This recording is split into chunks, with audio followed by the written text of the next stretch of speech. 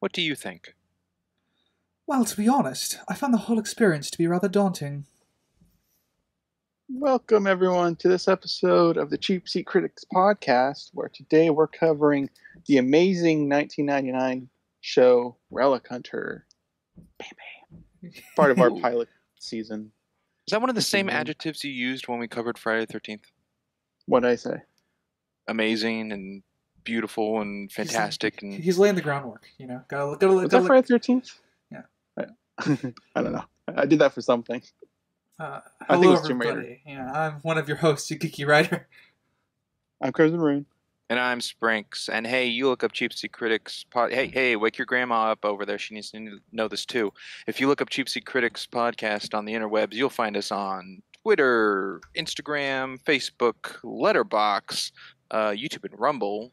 We have visual side of things with PNG tubers and a slideshow, like a visual thing of what we're covering. And I think that's it. I could be blanking, but hey, you'll find it. We're appealing. We're reaching out to grandmothers now. That's a new target audience for this podcast. Man, it's an untapped market.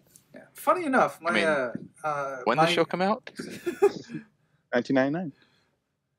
Turn of the century. Funny enough, my grandmother actually has like Oscar parties now.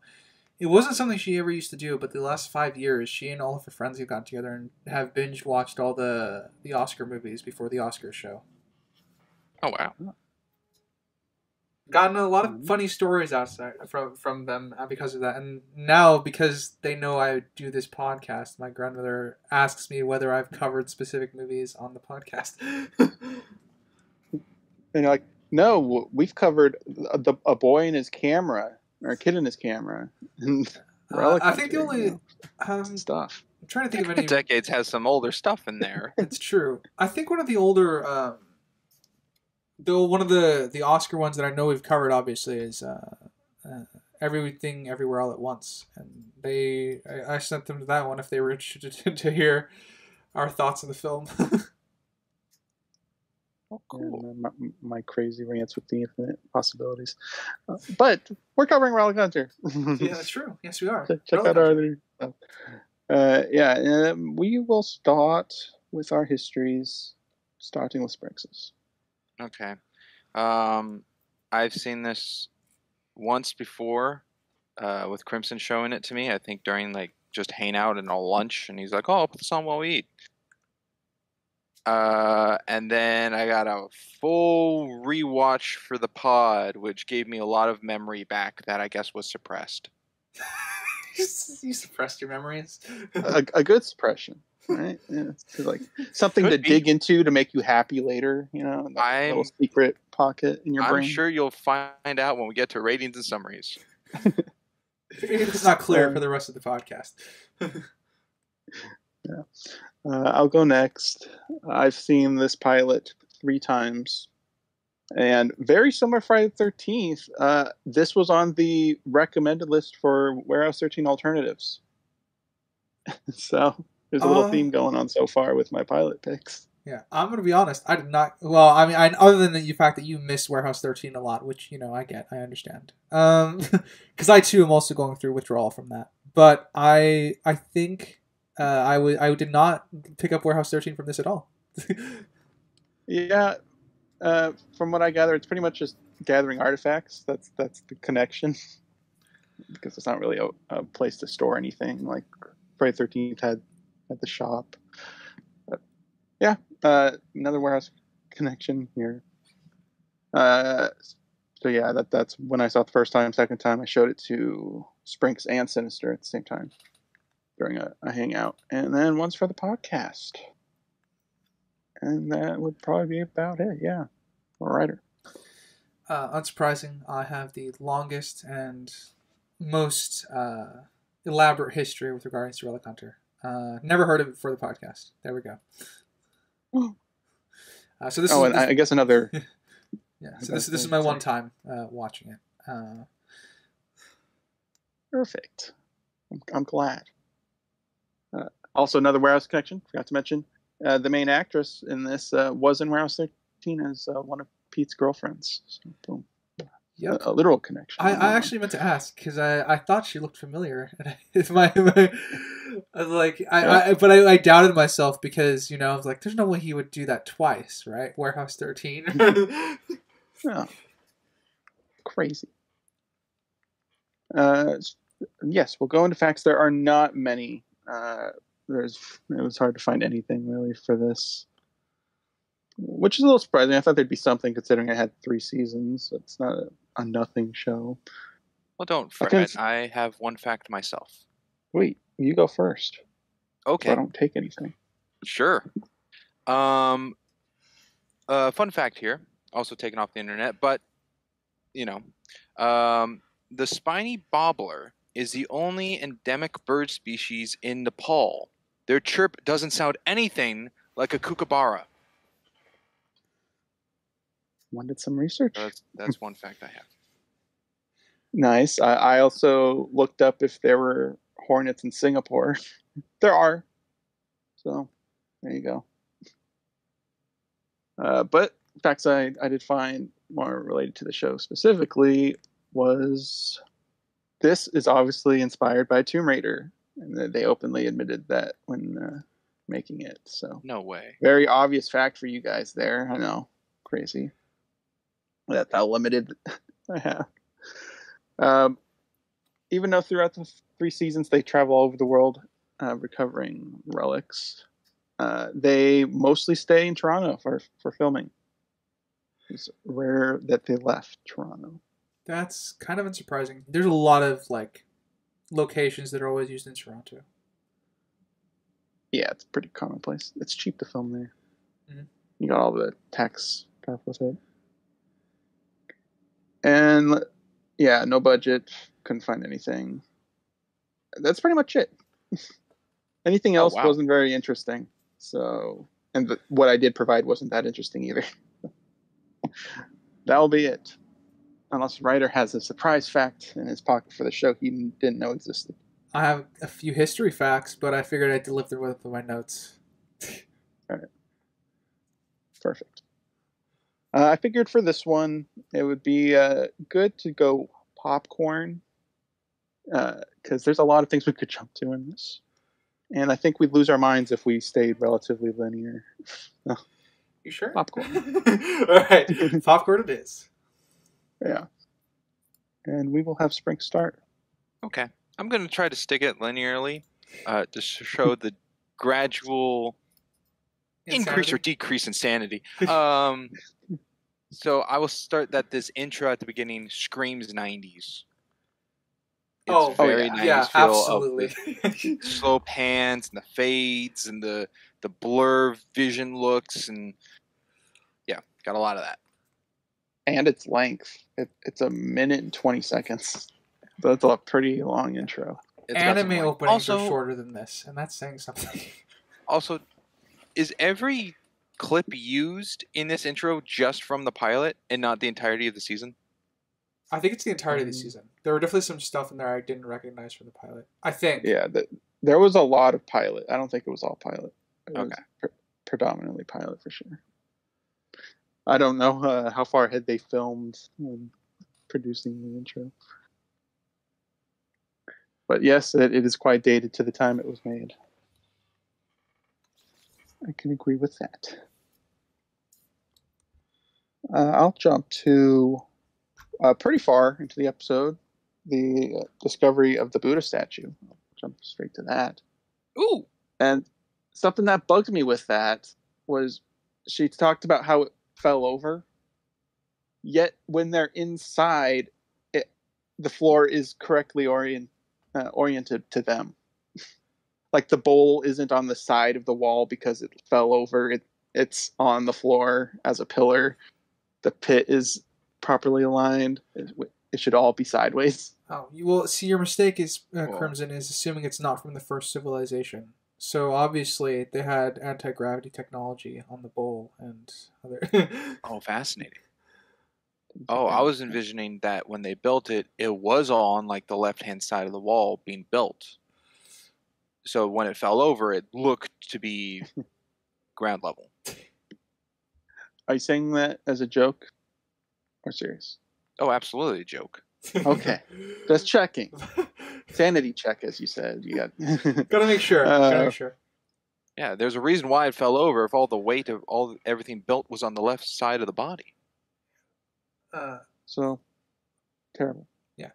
I got one. I'm doing this unintentionally, but my first point that I was going to bring up, because it was at the beginning anyway, is a history point. We go to Nepal, something 500 BC, and we see a bowl. We see a monk essentially printing coins in a bowl. And then two people fight with swords that are about 1,300 years out of period. First off, they're metal. We're in the middle of the Bronze Age. And the monk didn't lose his hands when he caught the swords. So I had some issues here right out the gate. You're just saying that because of Mythbusters, huh? They did the catching the sword episode. Oh, yeah, exactly. Well, see, that could work, but the problem is the way he catches it is, he would lose his thumbs. Yes, he would. Well, he's just supernatural. He's enlightened, even though he's still on this plane of existence. Well, I mean, that's cool for him. The swords are still 1,300 years out of period. Well, they're also not appropriate to the region, right? That didn't look... I should have looked more into the swords. They didn't seem like they'd be in Nepal. Yeah. Remind you, Nepal is East Asia, right? No. I believe so. Yeah, okay. It's in Asia. Yeah, Nepal is East Asia. They did start using curved weapons for horsebacks when Genghis Khan started conquering the world. But I don't believe that they are curved like this. They're too much like pirate cutlasses, Yeah, they look like Nepal's actually South Asia. Oh, okay. It's like right below China. Okay. Right below China, kind of top right of India. Okay, that makes sense. Thanks for looking it up. I had the continent. Just needed to get my direction better. Just in case that helped any change. I'm a big history guy, so I don't know if that affects anything. No, it doesn't. It doesn't affect much. Still by Mongolia. Yeah. But yeah, so that was my right out the gate. I'm like, for a history show, they're starting off on the wrong foot, or for a show that's going to, be about hunting relics in history. No, I agree with that he would lose his thumbs. But however, is this character human? What is this being? The Buddha, right? Is he supposed to be Buddha? I guess they didn't explicitly say that, did they? All we kind of really get is that this character is immortal. Yeah, the best I could... The presumption is if he is the Buddha, that's, again, okay, but without that, I assumed he was at least a prophet. Yeah, I always saw him as the Buddha, but they didn't say that. Yeah. Just the Buddha's bowl that he possessed. Yeah. Yes. Which magical. Yeah, which makes it sound like it was passed down from someone from like people to people, even though it went missing. All right. I looked up when the Buddha lived. 563 to 483 BC. So that would be in his lifespan. Didn't the year explicitly say 563 at the very beginning? It was 523. 523. Okay. So it could be him. It's possible. And I think it would be better if it was him instead of just some guy. I think that would be better as well. I thought there was a line at the end when Shane gets the bowl that they say it was Buddha. But I could be mistaken. It's certainly possible. I don't remember that being said, but could be. But I'll stick with it being Buddha. That the timeline fits, makes sense with him having the bowl. Yeah, I have nothing. If it's a depiction of the Buddha, I don't have anything against it. There's nothing confirming or denying it in the script, so it's a fine interpretation to take away from it. Also, I was going to state that we never see the swords actually contact with anything to cut, so that they could just be extremely dull. Well, they also look like plastic. So. Yeah. So that you got a lot of holding the blades. Metal dings, though. Lots of stock sound effects for that sword fight. It's very 90s. Yeah. They did not go out to make any new sounds. I mean, yeah, that goes into the element then of is like, is it a thing of the sound effect to sound metal to make the metal in the show, or is it a bad sound effect used that they only had for swords when in fact they wouldn't make that sound of what they're going with? Well, they're definitely depicting metal swords visually. So picking a metal clanking sword effect sound would fit whichever option that fell under with what you listed. Okay. I think that was the first option you said. Yeah. And another funny thing with this intro bit is that the guy that had fake facial hair, the mustache and the little beard, he was one of the two fighters. It was so bad how fake his face looked. The facial hair. And you get a really close look at him when he reacts to the swords being grabbed. Don't know if you guys noticed that at all. Yeah. But it popped out quite clearly to me. A little, yeah. I'm actually checking myself now. I think, what a missed opportunity. One of the traditional weapons used in Nepal is a kukri knife, and kukri knives are fucking awesome. Yeah, they are. So it's sad we didn't see that, because I think I was incorrect about the Bronze Age. We are now past the Bronze Age at this point. So I'm going to correct myself on that. But I was looking at weapons that were used at this time period, and it would have been cool to see them fight with kukris. That would have been more accurate, though I guess less flashy. Sure. Either way, still incorrect swords. Yes. So Crimson, you're saying this is based off of Tomb Raider. Yes. So they deliberately got pretty on the nose with Trinity College? Yeah, I guess they did. Is Trinity a big thing in the original games? I haven't played the original games. In 1, 2, and 3, I don't recall. Yeah, I don't know. I know it's part of the reboot stuff, heavily. I don't know if it's part of the original trilogy. But what about the middle games? Well, this came out in '99, and those came out in the 2000s. So those didn't exist yet. Okay, you're right. So it would just be 1, 2, 3. So I guess a pin on that one. Any Tomb Raider fans out there who know the answer? Trinity in the originals. Could be, could not be. Or the Crystal Dynamics saw this and they're like, you know what? Let's make a reference to Relic Hunter in our new Tomb Raider trilogy. Who knows? Interesting connection. Copy the copycats. So the guy, there was some names in here. Stewie. Stewie's a very interesting character. I would like to see more of him going forward. I forgot to say in my history, I've only seen the pilot. I haven't seen more of the show. And yeah, we see that he procures a scan of the map.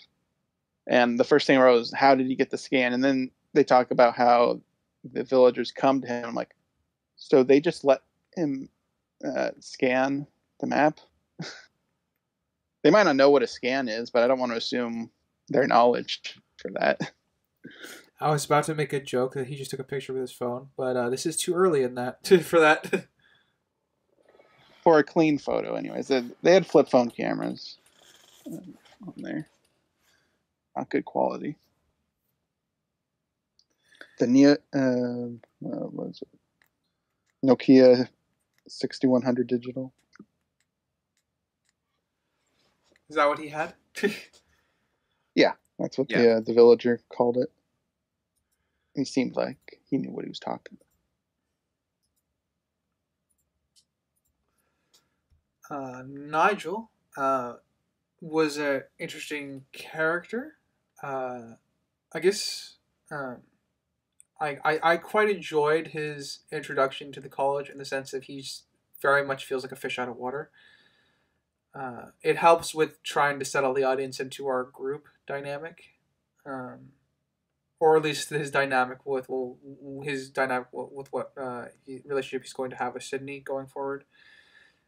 Um, so I actually quite like his introduction scene. Yeah, it's yeah, I agree. Fish out of water because he's thrusted into an interesting dynamic immediately, seeing who he's going to be working with. The whole tribal dance. That was a choice. That is a scene that cannot be made today. No. Not for something trying to be serious.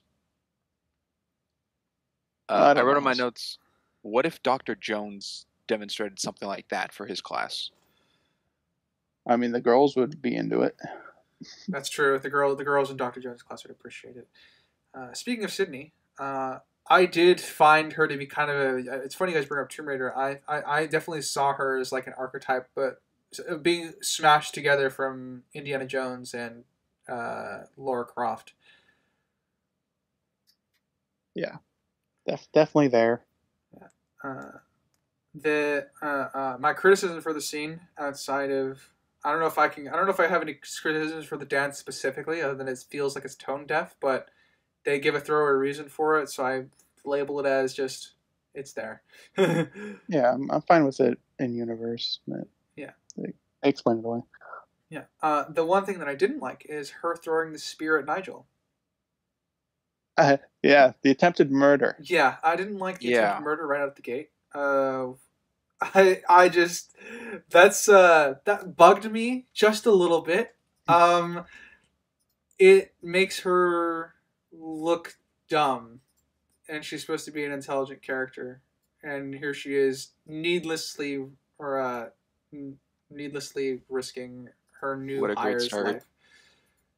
You misread it. It's showing her proficiencies with weaponry.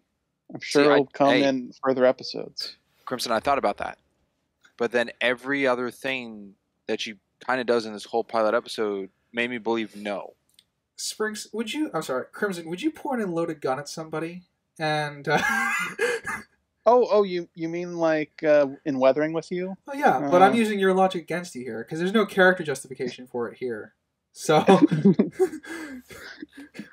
would you throw a pointed armed spear that can stick into a wall that could potentially, if not seriously kill him, but seriously harm him? She's showing off the class. That's her motivation, or to him. No, the dance suffices as the motivation. Yeah, I know she missed. We're lucky that she missed. Well, she hit her mark. She wasn't aiming to kill him. That's what I meant. Yeah. Oh, yeah. Where she hit, I think, is where she meant to aim. Yeah, it's still dumb though, because risking his life. Hey, she's the world's best spear thrower. I don't have an issue. She's not though, so I do have an issue with it. I've been playing a lot of Devil's Advocate. I do. Yeah, I know. I know. If there was a line used of her saying she's done training or something like that, then sure. I mean, we know she's quite experienced. No, even then, Sprinks, that wouldn't at this point. Even then, Sprinks, that wouldn't be enough. Even if that Len was there, it helps. It just doesn't take away from the fact that it's a pointless the setting risk. And everything doesn't. Yeah, it's a pointless risk. So while I would appreciate a lineup that she has training, that doesn't really absolve her character in this instance. It's definitely an action I think that damages her character unintentionally. Because I obviously get the point of it, like you said, Crimson. Obviously the point of it is to show that she's proficient with it or have some set of skills. But I think while doing that, it damages her character in other ways. Yes. It shows how reckless she is, which she is pretty reckless. That's true. I won't deny that. Be adding to that character trait. Is it? I don't know if it's recklessness. I think it's just.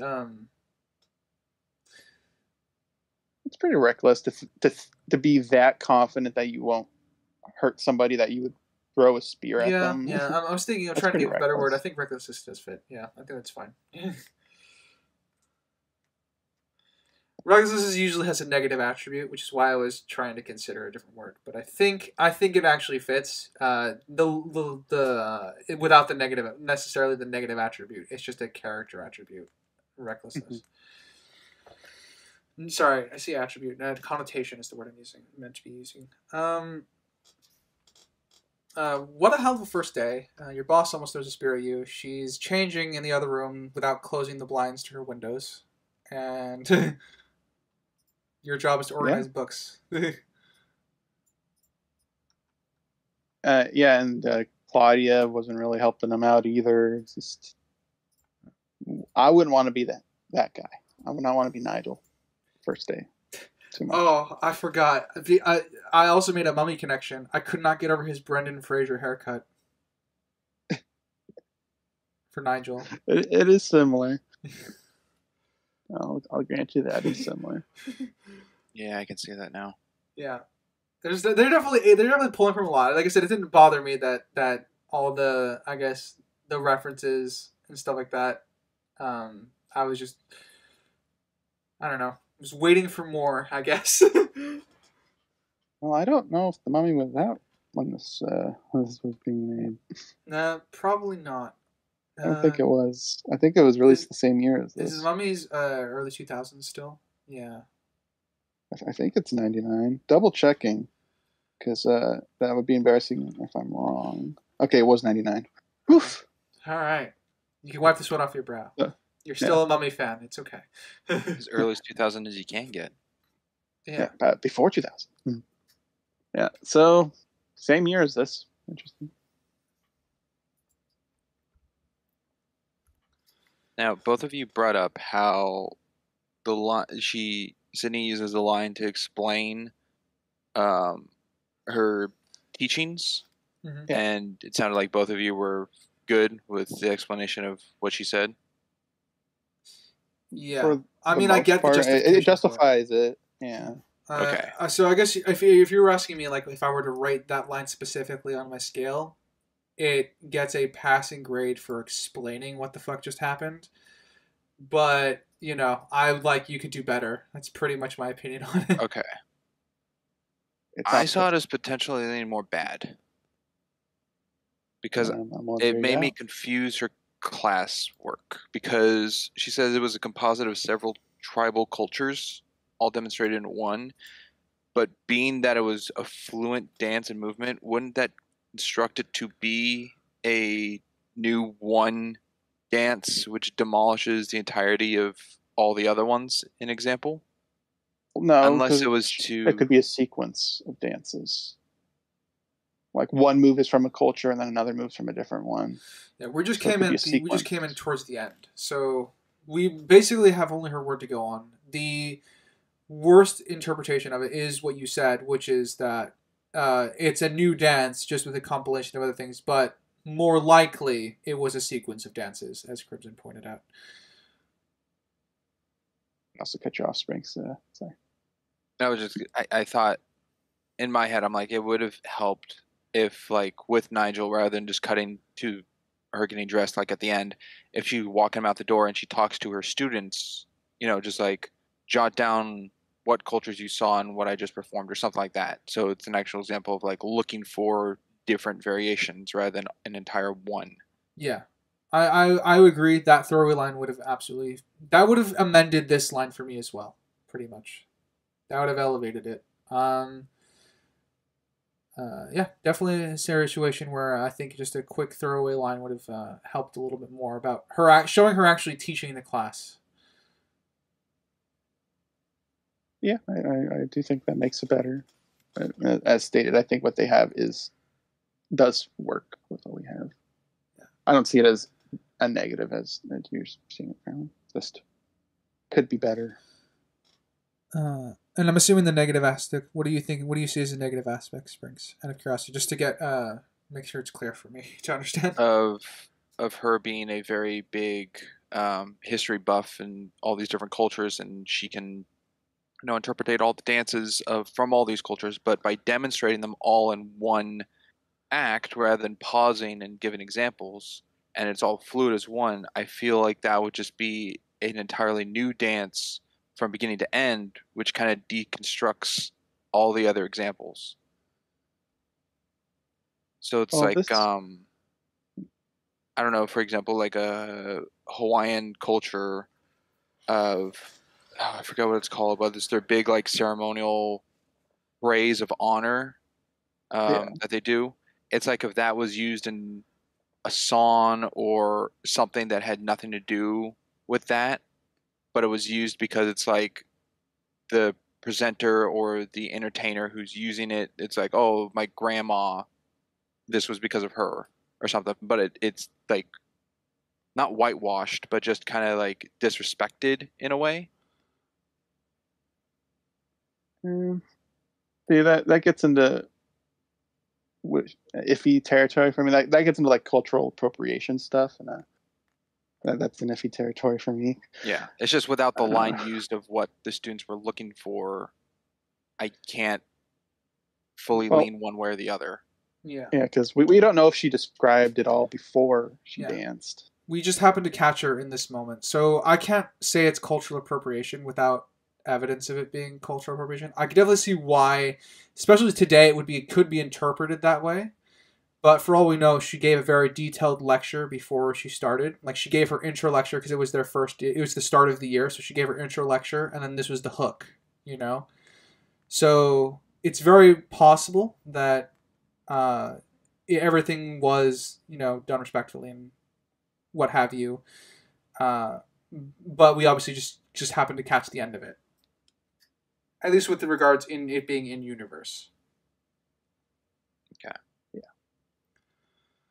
Or possible end of it. I don't know if Nigel's quote unquote interruption was what made her stop. Yeah, we don't know how much time was between the spear and then the office. Could have finished the class instead of just leaving right there. True. Yeah. There's definitely some would that be plot or pacing? Pacing. And it's a hard cut.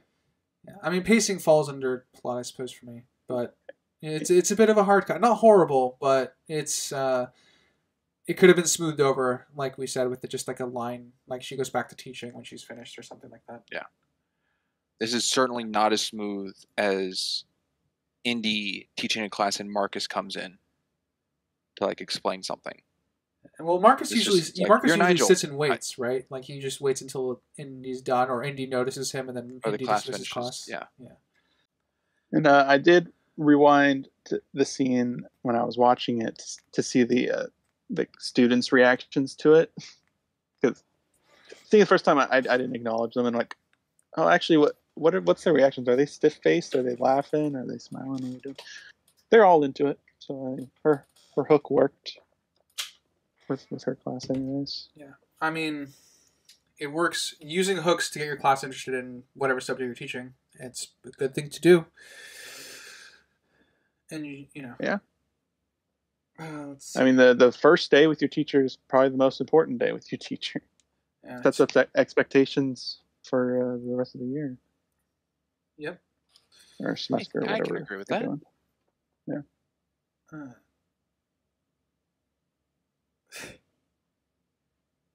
Sounds like Ryder's got something. Yeah, I got. I'm reading through my notes right now, and I put as a joke, Sydney is getting dressed in her office. No, this is not going to make me watch the rest of the show, but good try. What? They even put it in the intro. I know. The intro didn't get you either. Yeah. Listen, Sydney's very good looking, but I don't think it's going to get me to watch the rest of the show. But Nigel, does Nigel keep you interested? And Nigel's not bad looking. Yeah, Nigel's pretty handsome, but still not enough to keep me into the show. I should clarify. I have I feel like I have two subjective ratings towards this right now. There's the one where I'm sober and the one where I'm not. I do think this would be a phenomenal show, like drinking with friends. A situational show. Yeah. Having fun bashing. Not necessarily bashing, but I think it'd just be more fun in general drunk. Because I mean, there is obviously stuff to bash, but I don't think I would be bashing it the whole time while I'm drinking. Well, yeah, we've done a lot of negatives here. What's some positives? I have a positive. A Oh, line all that right. distinctly feels like how I went through school, which was otherwise history just becomes an exercise in memorizing things from books. That's what history feels like to me. Does it feel Um, alive, man? it can be that way. That's the importance of a good history teacher. The history teachers I liked the most were the ones that had projects associated, like fun projects, not just papers. Uh, like one project was I got to make a terracotta warrior and stuff. Cool. I don't remember the context of why I needed to do that, but I did it, and that was fun for history class. I had to make I had to make sculpture of like an Egyptian pyramid building site. That was fun. Not all my history teachers are great though. I feel like a lot of my ancient history teachers were really really fun, and then it really fell off for me when we started getting into the more modern era. But thankfully, I watched a lot of documentaries. So Yeah, anything post World War II to me is when I start tampering off a little bit. yeah, it's my history studies didn't really start tempering off. Actually, when we got around to the Civil War, which I consider quote unquote modern era, but it's obviously not. And once we got to the Civil War, I had a bunch of documentaries and other things to kind of keep me and keep me going and interested in that. But yeah, there's not really there really wasn't much past like the Revolutionary War that I think I really was into while at school. I had to find my own passion for everything else, which sucks, but I at least have found it. Because I think you're right, Springs. It really depends on the teacher when it comes to history. Because otherwise, it can just feel like an exercise and be boring. Well, I But I mean, feel like that could go for a lot of subjects too. Like people could feel that way about math or yeah. English or anything else. Yeah, because I remember one of my more interesting lectures that I remember is one of my teachers showed a class of, I want to say, 14-year-olds, 15-year-olds. Of he showed the opening sequence to Private Ryan to explain what D-Day was like. Fun. That's a scare tactic. It's a scare tactic, and it hooked everybody in. It worked. Yeah, I don't think. No, I probably did have scare tactic teachers, but I can't think of them right now. Oh well. He prefaced this as this is a fictionalized version of a real event. So, this is not actually happening right now. This is not live footage. No. But it's pretty darn close as you could to it's footage of the day. yeah, it's probably the best sequence of the movie. One of the best sequences of the movie as regards to at least how history went. Because that specific beach was we're getting way off topic, but then how that specific beach was for the American forces when landing on D-Day. It felt like that. It was pretty brutal. It was an uphill fight most of the way, and I think they did a I good think job. we'll have more to say about when we cover that Yeah, someday down the line. Probably, yeah. And just because I dangled it, I did think of something. History teacher showed JFK's assassination class. Oh wow! Yikes! Yeah. Not a fictionalized one, I take it. Uncensored, right there.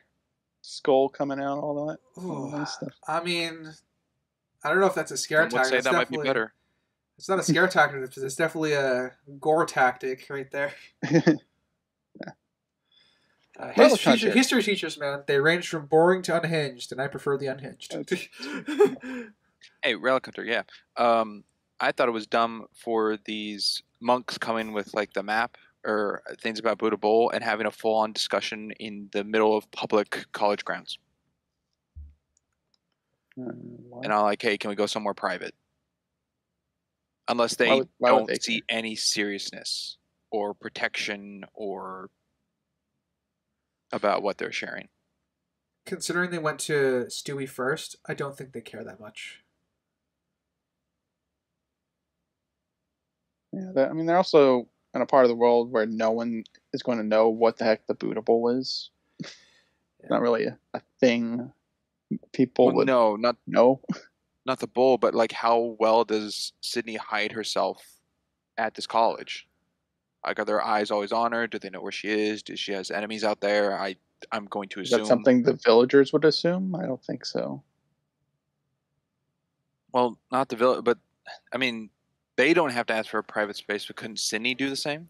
Like, oh, let's talk in my, office. And it Or does she wasn't. just not see the importance of what they're discussing? Well, Sydney tries to She turn them didn't down. know. So She didn't know what they were there for. It was Bernard. No, I don't. What was his name? The curator, Blaine. He called her over to meet them. He was the one that organized it. So put it on Blaine's feet, I guess. I don't know. This feels off to me. I don't see it. It's not.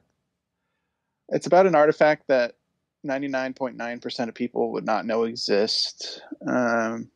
We don't know how well known or not Sydney is. We don't know if she's like Indiana Jones, where no one knows about his activities except for a select few. You know what? I'm actually thinking about it a little more. It's passable because to me, Sydney could be dumb and just like defenses down. I wouldn't call it dumb. You haven't given me a reason to think it's a stupid scenario for them to discuss this outside. Well, I'm thinking, is this the first time someone's come to the college and asked her about an expedition? Does she always go out of her way for expeditions? How many enemies does she have? She has a history with Stewie. Is there other people? How long has she been doing this? Is this her safe place? I mean, what does that have to do with them talking outside? How many eyes are on her? How many people are around? Is a college kid undercover? Are these people actually threats to her? Okay, the issue with how that close is she to Blaine? And the issue with that so many questions. The issue with that Springs is we can apply those same questions to Indy. Well, for Indy, I feel like it's very closed room. Only the people he wants to talk to about things. Okay, but why aren't students there undercover? Like I'm just equating your logic to that because obviously the intention is they're in a very similar scenario. They're both professors and they're both do have undercover activities. So I agree with you. There could be an undercover student. With Indy, there's government interest too. So even if he goes inside, there could be bugs or listening devices. There's more going for Indy that we know of, and I don't have an issue with it in either of these scenarios. We don't know enough about her to imply this is a bad thing. Okay. I just don't think she's being cautious enough. Okay.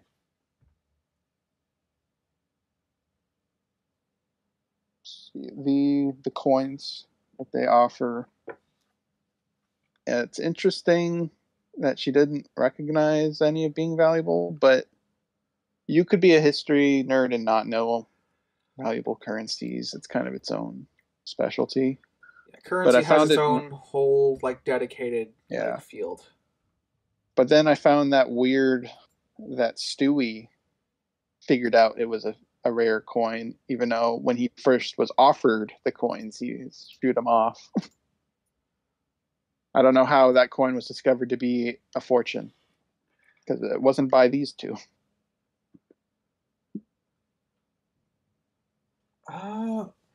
Yeah, that's weird. I'll label that as a problem. I took it as that it was the son who just happened to get them appraised, and they found it through a different expert in coins, because obviously Sydney, I didn't take it that Stewie was the expert in coins. I didn't know it was his discovery. I assumed that the young man just found an expert in it, and that's how he learned how they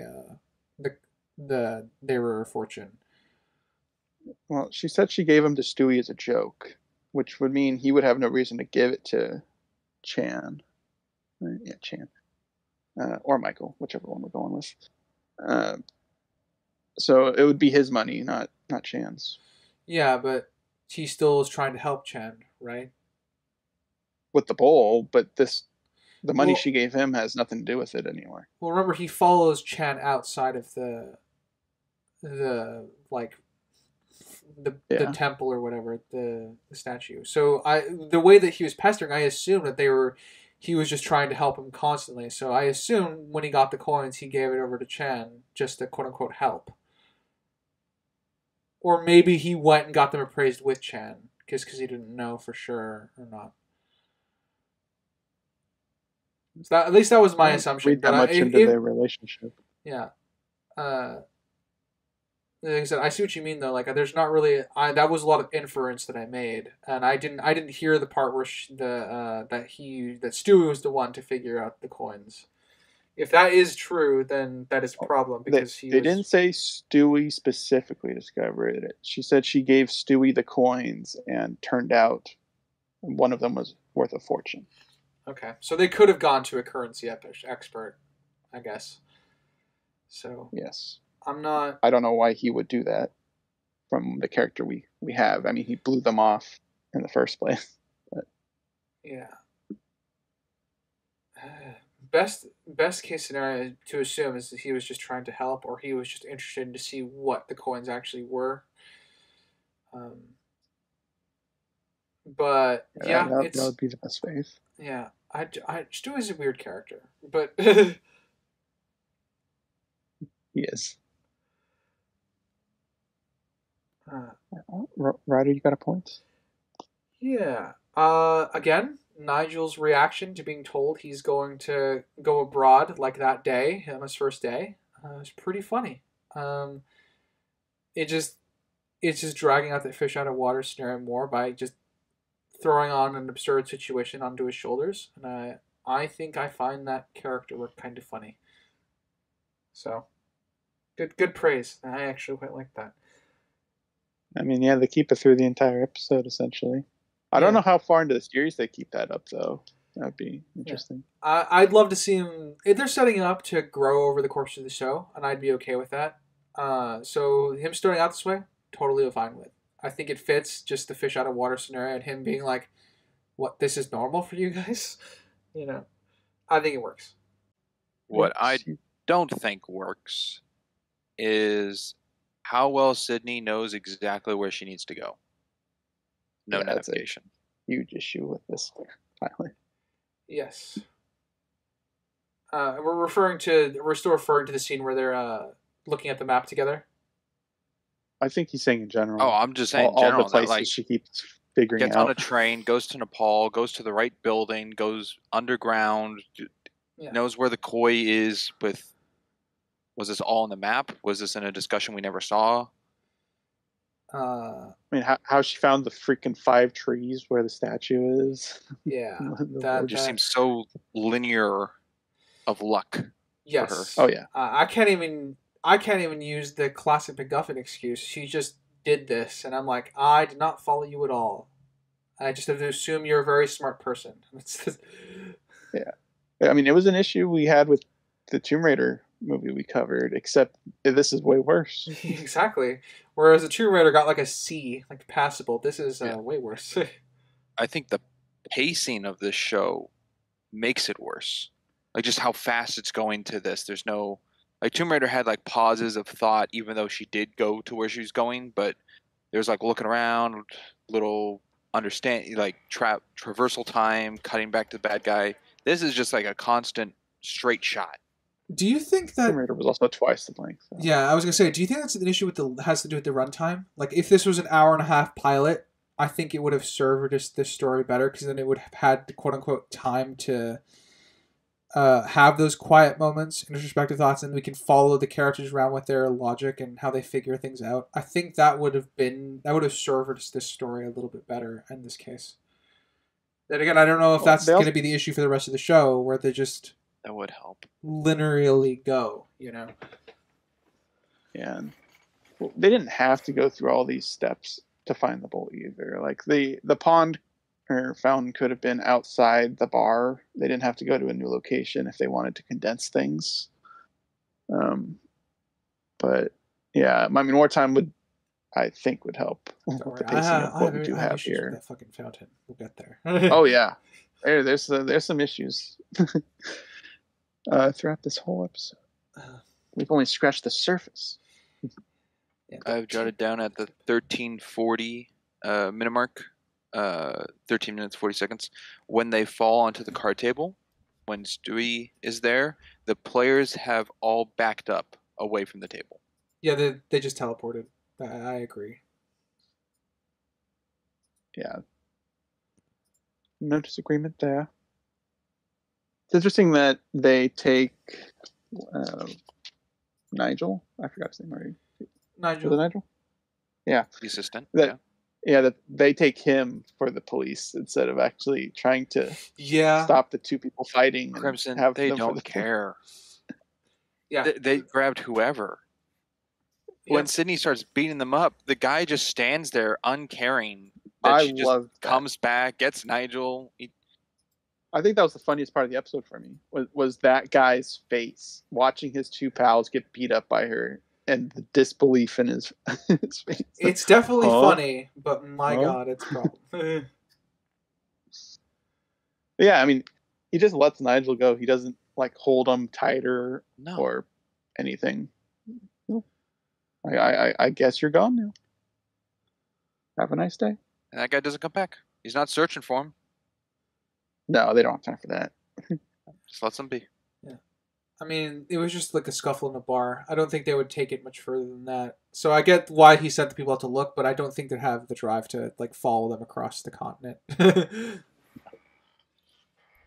And her water thing was terrible. Very poorly executed. The acting or the excuse? All the above. I agree. I feel like most people wouldn't be dumb enough to fall for that. And cultural her differences. acting The best you can assume is cultural differences.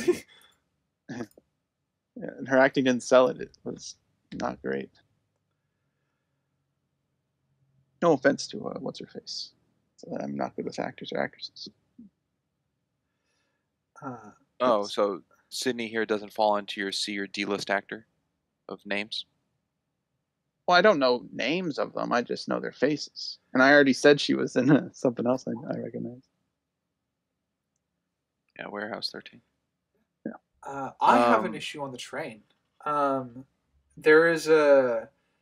Nigel says a line about Claudia being only interested in money. And he wouldn't know that. Because he only met Claudia like that day, and we didn't see them talk. So... I have something. It approaches character consistency for me because they learn. Claudia is the name of her blonde assistant who's does the online shopping and everything. And we learn about her lack of interest in anything that isn't money. We're spouted what the trade is instead of like picking it up on a more nuanced way. But I think it's a tell, not show. Yeah, kind of. But the issue, the main issue I take with it is it comes out of Nigel's mouth rather than Sydney's, when Nigel wouldn't know this at all. Yeah. Because he hears about the online shopping later. Yeah. He just enters the room, says he's the new TA or whatever, and she takes him to her. That's pretty much it. He didn't overhear the online shopping part. He wasn't in the room yet. Yeah, so it's shown as a trait to us, but this being spouted from Nigel doesn't make sense. Like, Sydney would use this to explain Claudia, because they're talking about her, so this would work in reverse. Just give the lines to Sydney and give some of the reaction to Nigel. It was I think they were just trying to give Nigel something to say. That's what the line comes across to me as. But it's not something he'd be aware of. Frank, so you disagreed? No, I disagreed with Nigel not fully knowing. Not that him saying the line. Where would he figure it out? I'm trying to think how much could one overhear. Of course, not coming into the room. Conversation at the phone. Yeah. Like, I'm trying to visualize in my head the room, the door, opening the door, the hallway's empty. He could hear. Walk in. Well, we don't know if the hallway was empty the second he came in. Yeah. That's implying a lot. Yeah, you have to imply that he's just sitting there and waiting in order to overhear this conversation to begin with. when he's here to get his job. So I don't think that's enough for me to buy that he didn't know. That he would know. Okay. I mean, I'm 50-50. Something I also noticed within the Buddha statue, other than just the exterior of it looking god awful. Actually, I'll just talk about this exterior. We'll save the inner stuff later. The exterior shot of this statue is horrendous. I think it might be one of the worst visual effects we've covered so far on the podcast. What makes it funny bad is because they're supposed to not see it, and that's kind of what leads into the commercial break. But as we're like panning out and about to fade to quote unquote commercial break, you can see Sydney look directly at it, and then we come back from commercial break, and it's like she doesn't know it again to reset the reaction. Yeah. It was pretty funny. Still horrible, but funny. Well, I had to rewind it to see truly how bad it was. Because at a glance, it's like, okay, it looks blurry. It's pretty disgusting looking. Interesting moss. No, that wasn't moss. That was actual foliage, bushes, and stuff that they just blended into the rock as a texture. It looks horrible.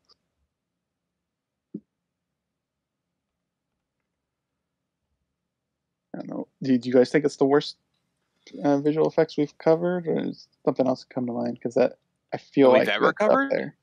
Yeah. I don't know. Mars and East Moms has pretty bad visual effects. No. That's far better than this. I think the character designs in Mars Needs Mom's terrible. I'm trying to think. I'm guessing I'm visuals going aren't to good. redefine what you're meaning for my head. You mean like just kind of a backdrop special effect? Well, I mean, just a visual effect in general. I feel like they failed in execution with this, and it's not good for the time. This is bad in the 90s. Some of the dinosaurs in Jurassic World Dominion didn't look great. What? Which dinosaurs?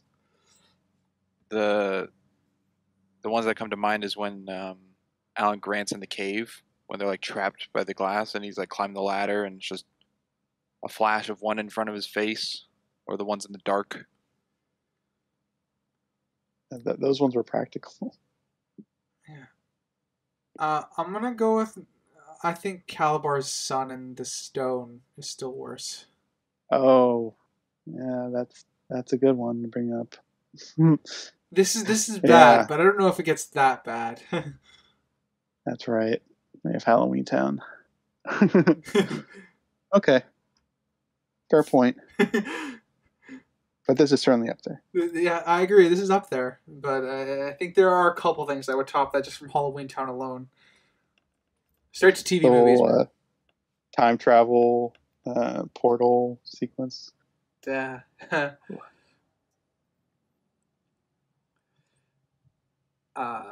see. Funny line that I thought was funny. It's a long story. You'll have to trust me, but the koi is the key. And I like that Chan got that without any any context whatsoever. Who's the key? Koi's the key. How many times do they say that in this? The koi's the key. I don't know. I almost was setting it up by saying this because through that line alone is enough for Chan to come all the way out here and because okay. I'm just I'm just gonna start. So I have no idea why Chan came all the way out here, because he would know what the koi is if it was explained to him, and he clearly has no idea what it is in this scene.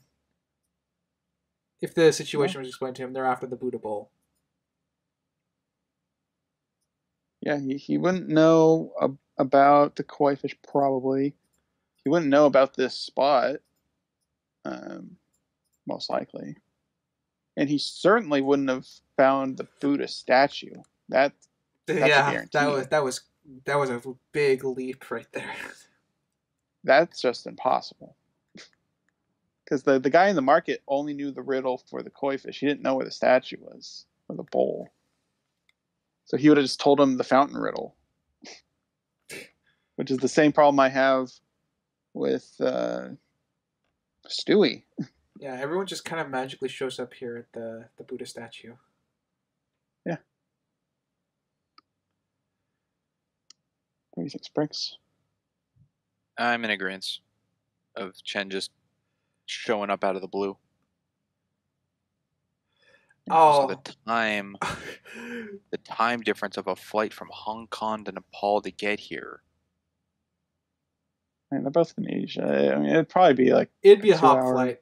Yeah, I'd say it'd thing, be which- short, but getting out in the middle of nowhere, that's something Yeah, else. that's probably the 2-hour part. Kind of line up to another thing I find very stupid. Speaking of appearing out of nowhere, Stewie giving them a ride on a cart. That was so funny. brain dead. It was funny, but we were brain dead. He just wanted to make fun of them, play with them. I guess. He already has a They could have long-standing relationship. They with could have solved that so many Sydney. different ways.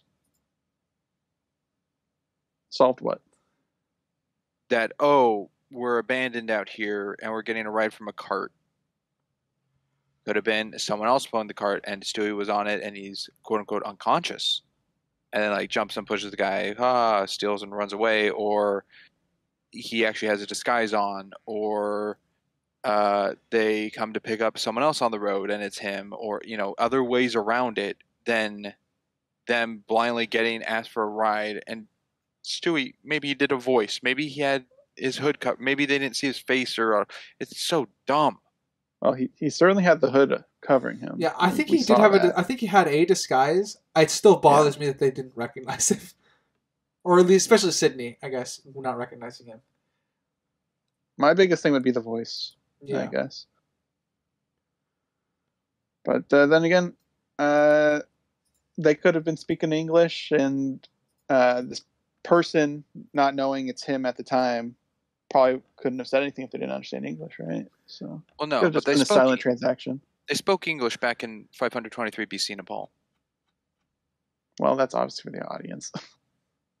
You weren't being serious with that as a comparison, right? Oh, come on. No, Space.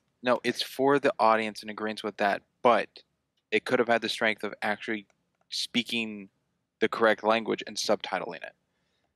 But you've already that's a choice they could make, but this is not an uncommon thing. This dubbing a language in English.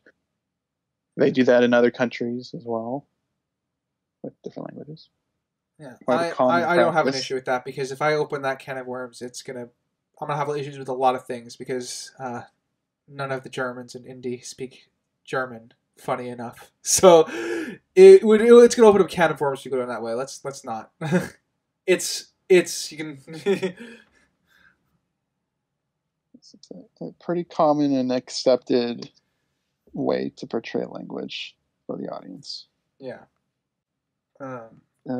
More towards the magic of Sydney solving everything is the pond symbol that was I keep calling it a pond. The fountain metal or whatever that was at the bottom had an image of 4 trees, 4 or 5 trees, and the Buddha in the middle. And they show the trees later in the forest, and they're the same, even though It's been at bare thousands of minimum. years. Well, the villagers said 150 years since the map was made, roughly. So that's the metric I've been using on here. So it's 150 years for those trees to look the exact same as they did. That's more believable, but still leaning towards absurd territory. The branches would then be again, different. I'm used to they'd trees. grow. Yeah, then again, I'm used to the redwood trees, so that. Yeah, after 150 years, I think most trees change Probably. to some fashion. I would assume so. Yeah, I think they all grow. And then there's obviously just the fact how she find those trees in the woods. But yeah, without direction, I guess. yeah. They had the guide. I thought it was very, very funny that, like, as soon as Stewie's knocked out, the guy just spills everything to Sydney for no reason. Other than that the plot needed to be advanced. I actually kind of hated that. Yeah, so did I. It was really bad. It was fucking terrible. Just like, I guess he just got like, oh, you're the protagonist. Let me tell you this story. I'm like, okay then. Yeah. Don't really tell Stewie, the man asking for help in a friendly tone and offering valuables. No. Tell the lady who punched him and stole in front of you. That's true. That's a more accurate reading of what their perspective would be in the situation. Hold on, I'm gonna use some of JJ's writing here real quick to patch this. It was a feeling. There were just vibes. She had good vibes. That is an Abrams line, unfortunately. Rise of Skywalker is very bad, folks.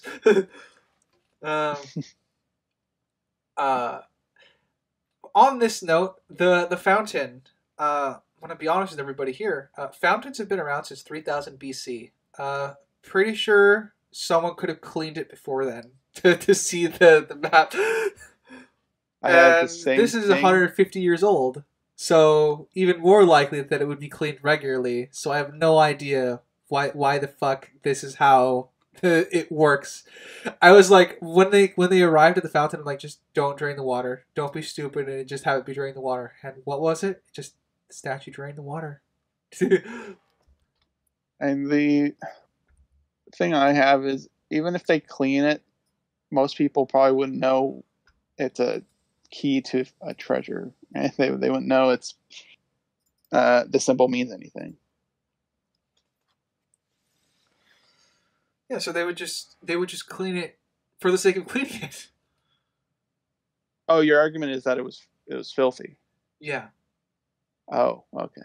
Yeah, I have no... The issue is that the water drains away, and that's what reveals the clue. I don't have an issue that people don't understand what the clue is. But it's like some big thing that it was there and carved onto the fountain. Because that's what the villagers told her. But my issue that's funny is because the big reveal that's trying to make Sydney look clever is that the water drained. And to which my response to that is, I guess you're just lucky that they don't clean it. Because... Well, it's funny because when whoever made that puzzle made it, the water would have been clean and clear, so the draining would have revealed nothing. Exactly. Completely pointless function. Yeah, like if she put the koi fish down and then that like popped out of something, like it was like if the centerpiece rotated and revealed it was in the middle somewhere. That would be better, but they didn't do that. It was openly exposed the whole time. Yeah. Nigel got threatened with a kukri. That was funny because his watch got stolen. Yeah, they brought it back. But before we jump a little far there, Sprinks, I imagine you agree with all found stuff, or do you not?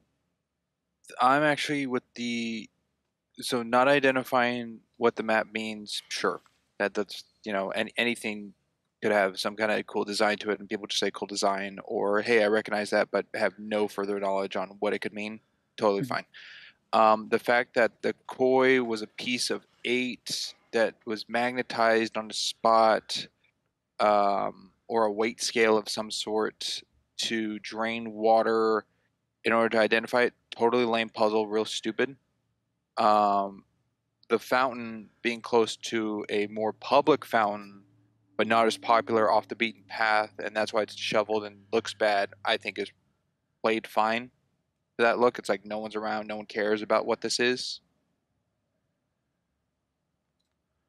Sydney's line of, right, there must be another fountain, I think is dumb.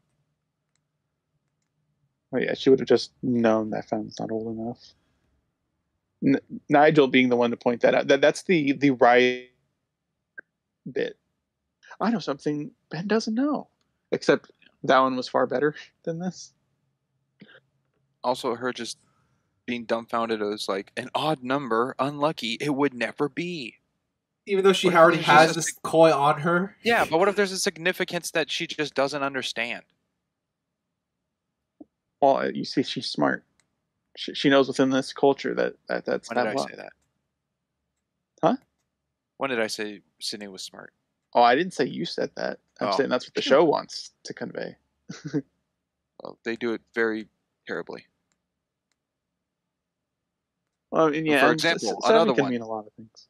No, when she says a line, a glass of whatever they call wine, she has no research on what they call wine. Well, that's not what you're supposed to take away from that. That was supposed to be like a jab to the culture, which I found out of her character, actually. Yeah, it makes sense for Stewie to make jabs at culture. I didn't think that Sydney would be the one to do that. With her introduction to the audience of who she is so many different cultures she can portray and know. Yeah, it's a little. Yeah. That one to me is out of character for her. Yeah. Also, a timing thing I have is Stewie had the cart, and they were left on foot. And while Sydney and Nigel walked, Stewie arrived to the village and had a discussion before they arrived 2 minutes behind. Yeah, they just fast traveled. I didn't know they unlocked the waypoint, but clearly it was already there. Someone else picked him up immediately. Literally, that's your best faith interpretation. You just assume they got picked up immediately because it's the only way this happens. Or they walked further, and someone with a car picked them up and closed the distance. Yeah. Or the town was literally just 5 minutes away, so they just jogged behind the cart. That would be funny. No arguments, Brinks. Yeah. That is an issue. Yeah, I agree. Issue. Stewie. I'm going to talk a little bit more about Stewie. And more around this fountain, I suppose, with the villagers he talks to. Where I feel like, with what we know of Stewie, by the end of this episode, he does a lot of this. He travels for treasures. He's experienced doing this. Yeah. And the way he communicates with these people is not of one that is experienced. Yeah, they're trying to do like a fish out of water with him almost, which doesn't fit his character at all, with how we are supposed to understand his character to be. It could be that he's in it for the treasure, he's a mercenary, it's not his main thing, whereas Sydney's thing is understanding cultures more deeply. But we do not get that in this episode at all. No, I mean, even if you're just a greedy mercenary, you would still pick up on stuff. Yeah, you'd still pick up on tips and tricks because you would realize that not being dismissive. It makes the job easier. Yeah, it would make the job easier.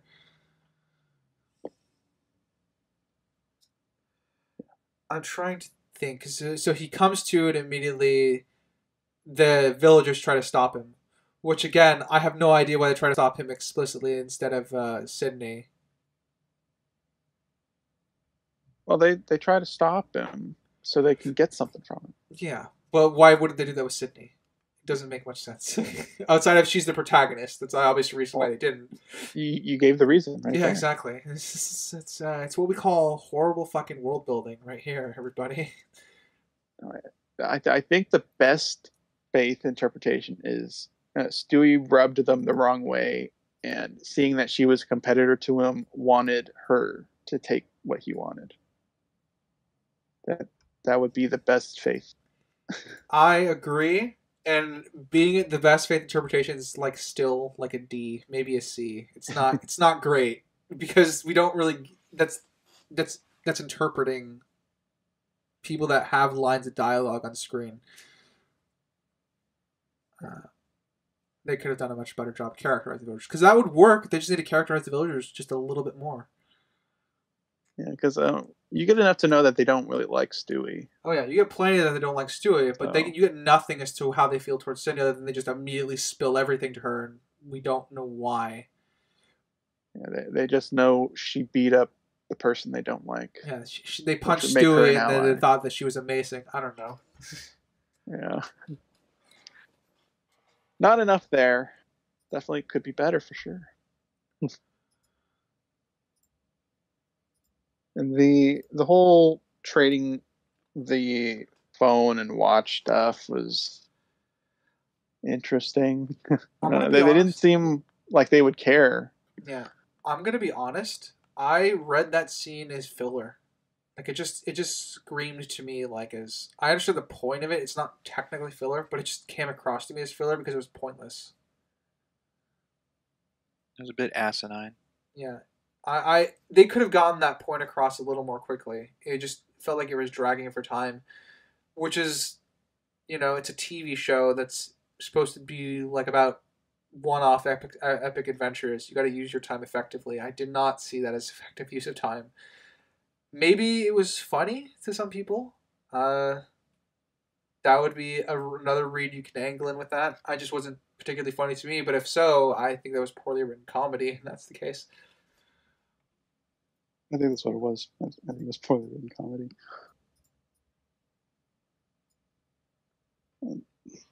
So we talked about the fountain being neglected and whether or not people would discover the missing koi fish and would do something about it, stuff like that.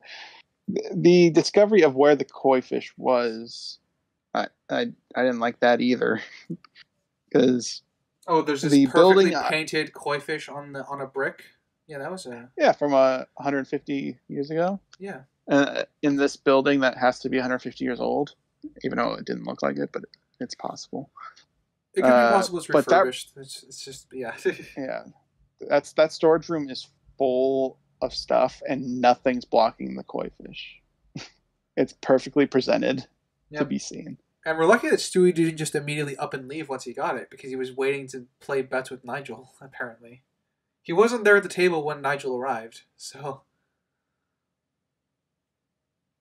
Yeah.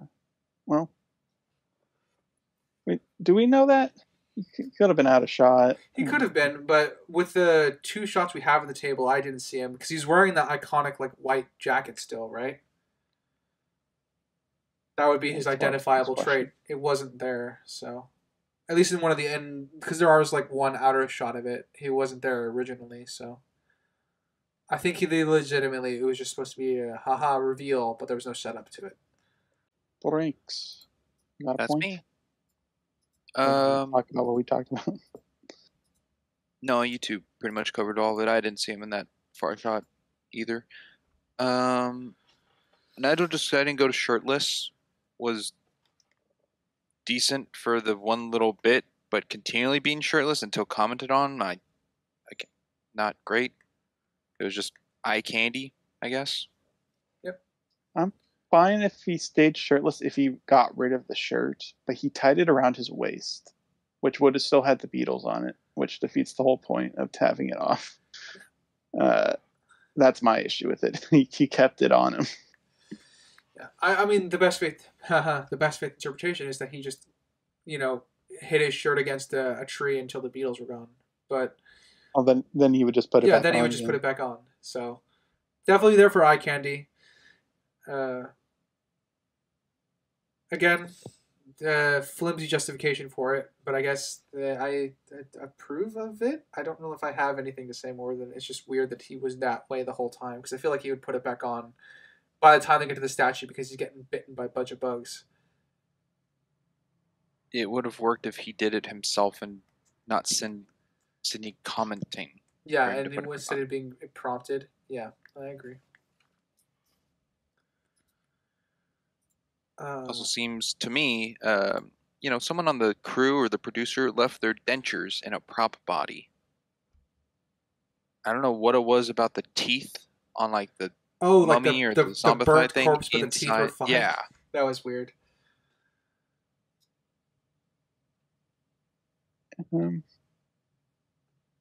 Yeah, I guess. Yeah, it was. The teeth are usually the last thing to get wrecked. The enamel protects it a lot from fire stuff as well. Mm-hmm. Just looked like to me like the prop they had didn't have any teeth at all, so they had to get dentures to put into it or something. Well, was it just the teeth or were there gums? I don't remember.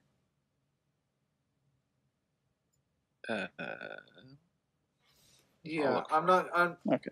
I'm more inclined. If it has the gums, it's really really bad. If it's just the teeth, I think it's technically passable. It still looks off, but it's passable. Yeah, it's got gums. It looks like the whole chin isn't burnt. Okay. I guess the I best guess is. I'd have to look. I guess maybe it's a really recent death. Maybe still odd though, because it looks pretty decayed in other parts of the body. And then there's the aspect of how someone even got to that point without the koi fish. And if they just stumbled across the statue in the woods, they Oh, solved they the happened to clean eye puzzle. they happened to clean the fountain that day. So, Oh no, you're right.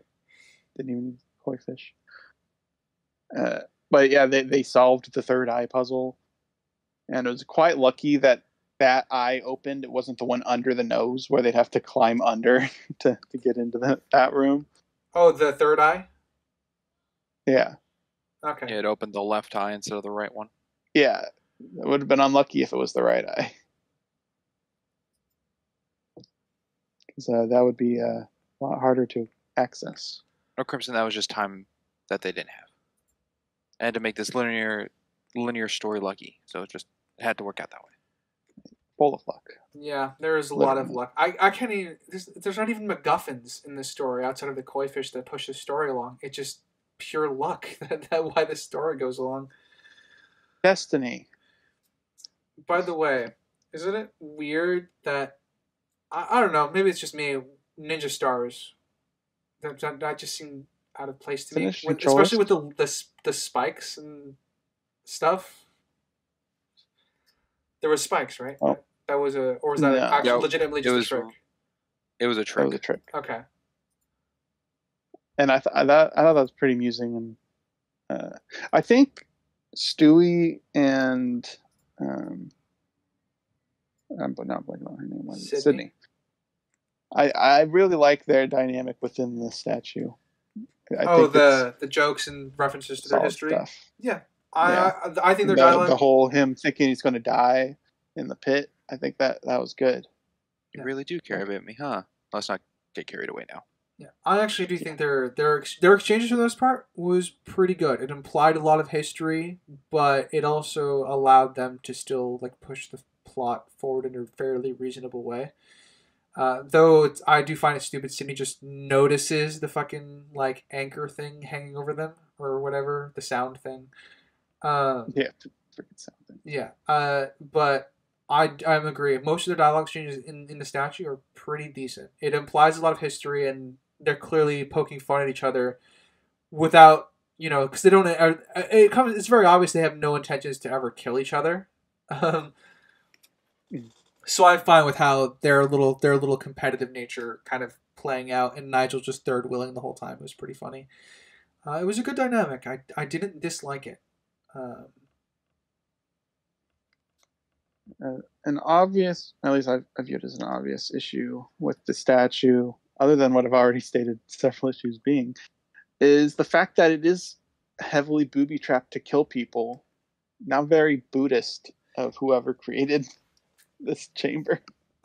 Yeah. Buddhists are not about that. So I'm gonna assume that this is just some knockoff. No, it's in a Buddhist statue. It's protecting a Buddhist relic. Maybe Buddha appears. Yeah. I mean, if that's Buddha appears, I would have a problem with it still, because this is clearly not what he was about.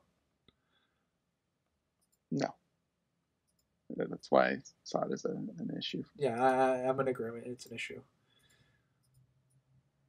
He was just gonna stay up there and watch them die in sand.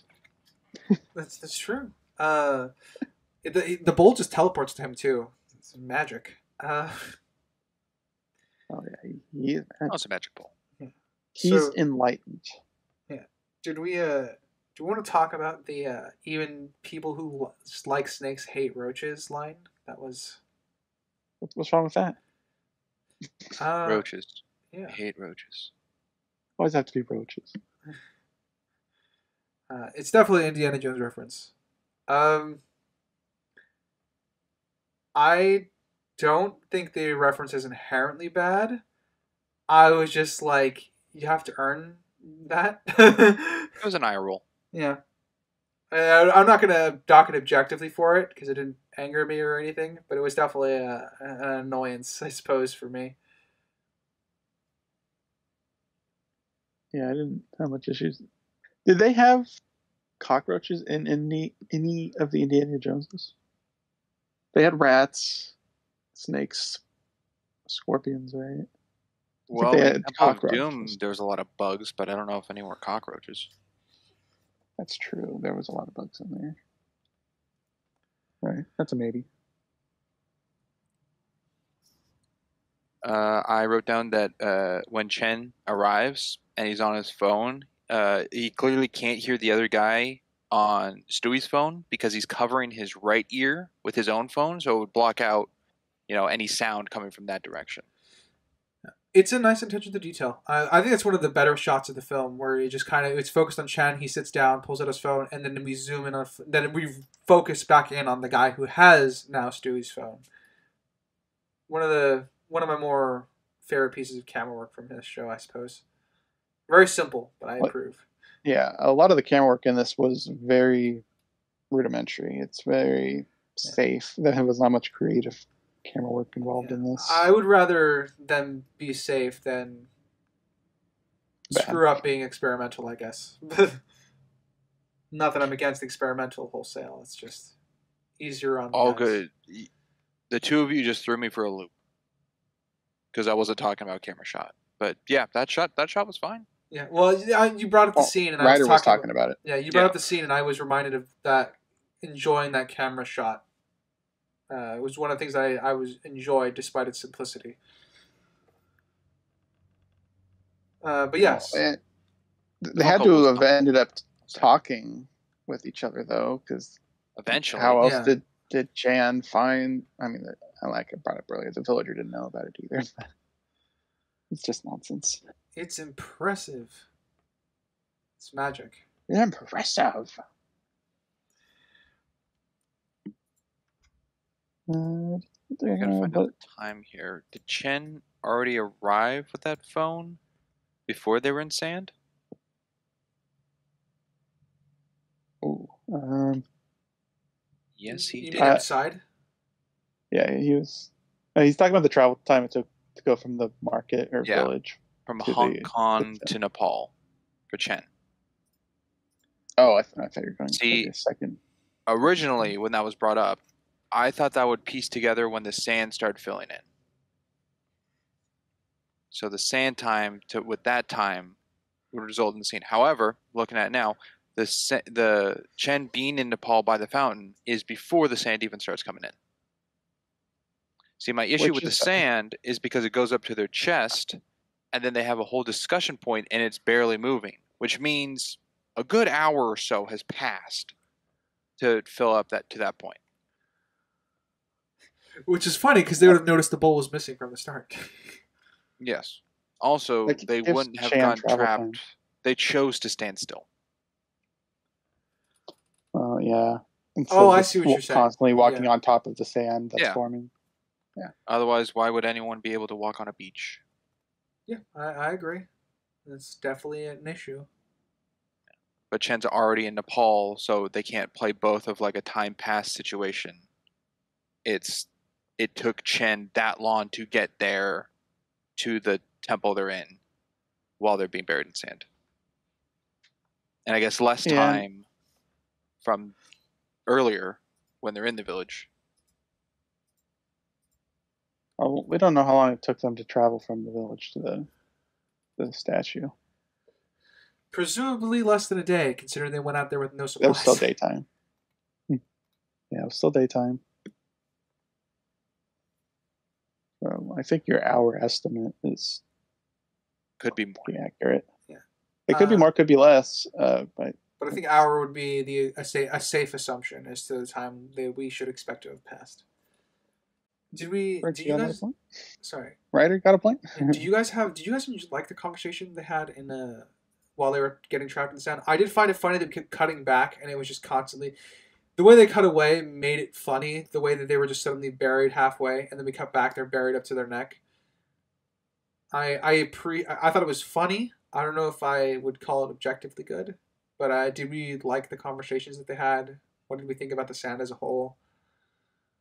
Week You and can go poor. first. Elaborate.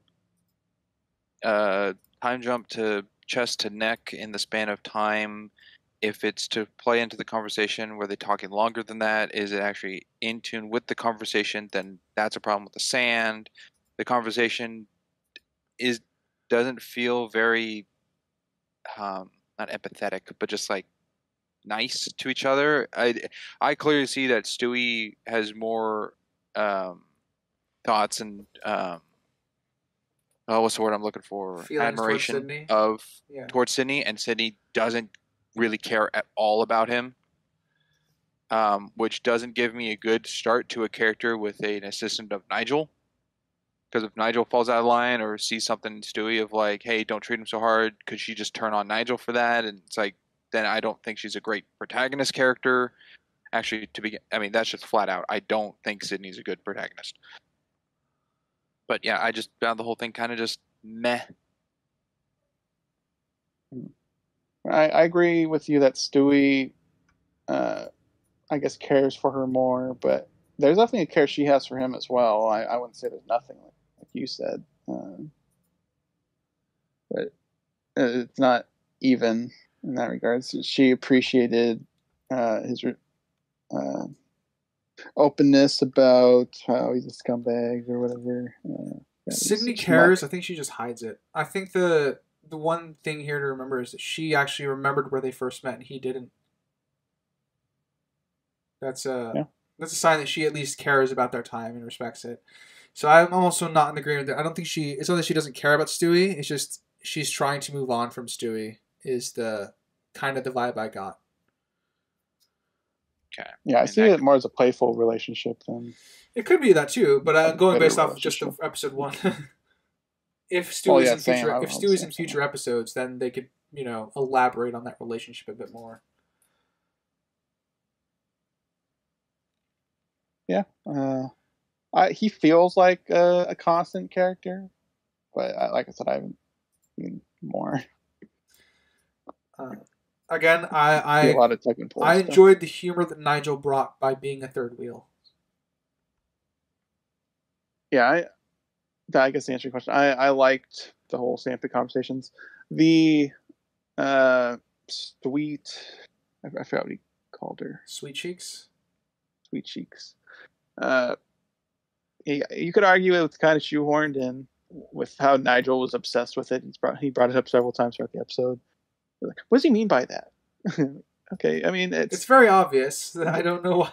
On a surface level, a lot of people could infer something with it. Obviously, not the actual story that ended up happening, but it didn't seem like something that would warrant a question. But they did it anyways. They brought it, and the story was amusing with the way he said it. I liked how he said it. Yeah. And yeah, I've always thought since the first time I saw this, the sand trap was freaking stupid. The solution to the sand trap, ridiculous. Even worse. I hated that. Pure hate. Her explanation of the fear and relaxing is better than the harmonizing frequency to release. Yeah. I'm kind of in agreement there. I mean, the devil's snare approach is better. Yeah, with Harry Potter. Yeah. Well, I mean, that was essentially what she was saying with the stop resisting. Yeah. Step up to fear. That's it. I agree. That would have worked. And then the Buddha or a prophet appears. Yeah, I'm just going to assume Buddha. It's probably listed on IMDb actually.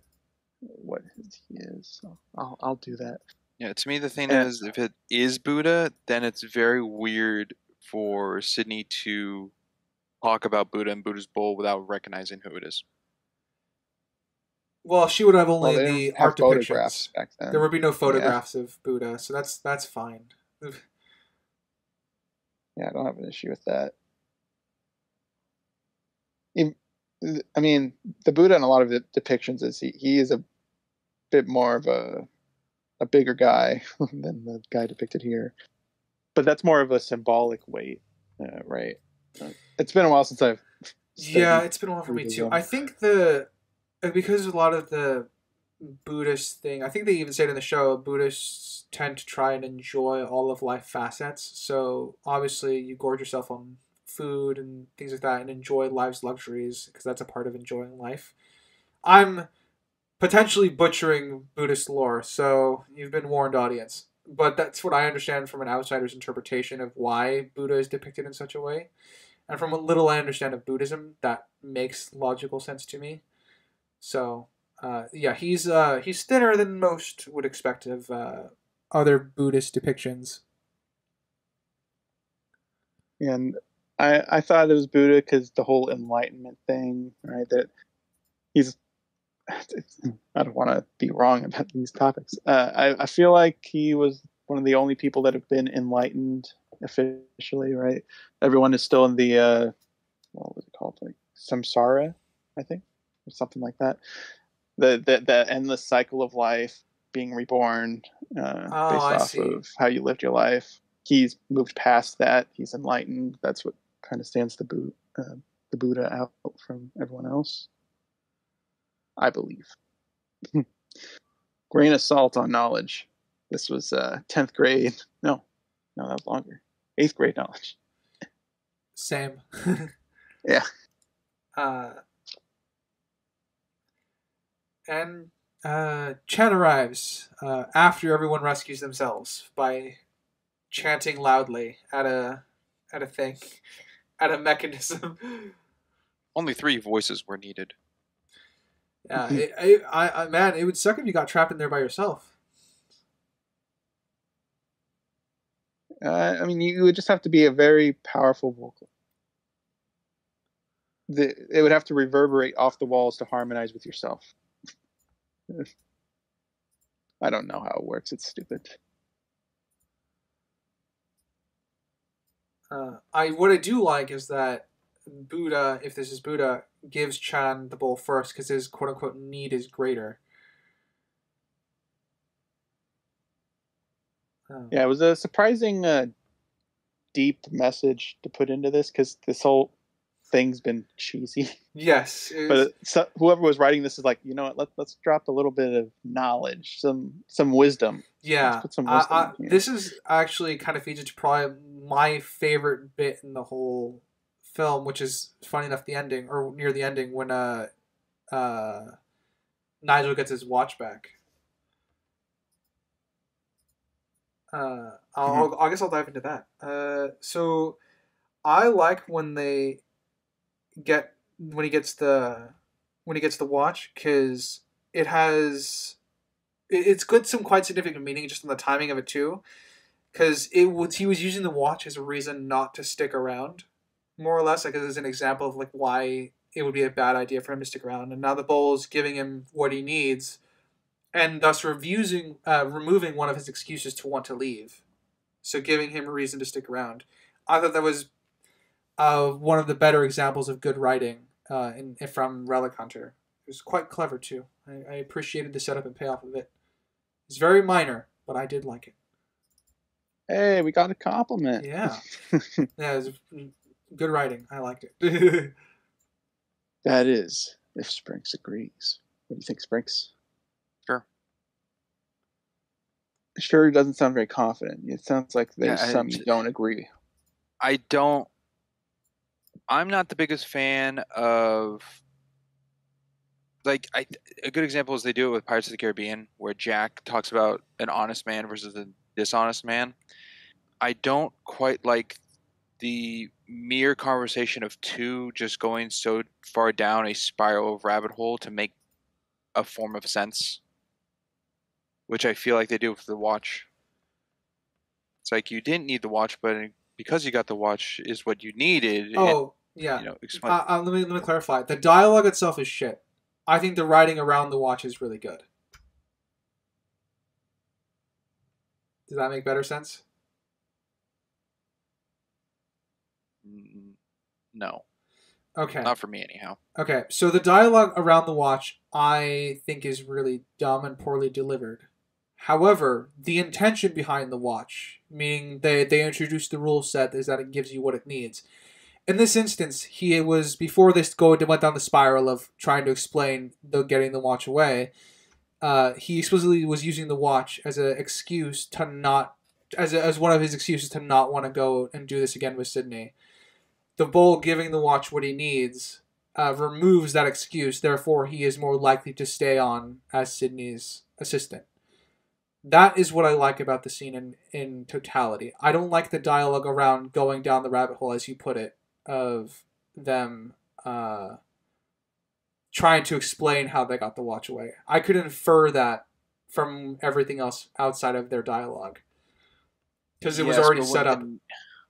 Wouldn't the need of the watch go for the need of Nigel to continue with the show rather than Nigel himself? It's not a need. It'd be a want. Well, that would be a future show thing to see what they want his character to grow into. Which is why they gave the watch back. No, yeah. Well, the explanation here is that the watch is given to him. Despite their dialogue, the reason the watch appears to him is to remove that excuse. But does Nigel need this job with Sydney? Well, it's what the job will provide for him as an individual. Kind of like with Chan. Yeah, well, the watch removes the excuse, so now he doesn't have an excuse to not want to rejoin Sydney on the mission. Sorry. I get the purpose of the watch, but the bowl is what gave the watch. So, and the bowl is what gives what people needs, but it's written in that the bowl gave it because it's what Nigel needs. Yeah. So it's written that Nigel needs to stay with Sydney. Yes, whatever form of destiny or universal cosmic entities that dictate people's projections going forward in their life, they see Nigel as needing this. Okay, that's why I said sure to begin with. Yeah, so there's that interpretation, and there's the other interpretation is that Nigel just needed this as a reason to keep on. Like he didn't need. It might not be necessarily that he needs to stay with Sydney. He just needed the reason to stay with Sydney. The watch inherently just removes, like I said, the excuse of him making excuses not wanting to stay on. I think Sprinks is leaning towards who dictates why he needs that. I'm focusing on the literal power. I'm focusing on the literal power of the bowl, not necessarily the cosmic fate around it. So I guess that. With Ryder, everything you said of the need to Nigel in your explanation, understood. I get that. I'm going for the writers put it in that way, or the Buddha's looking down on Nigel and Sydney this entire time and knowing what is going for their future and that kind of thing for the plot.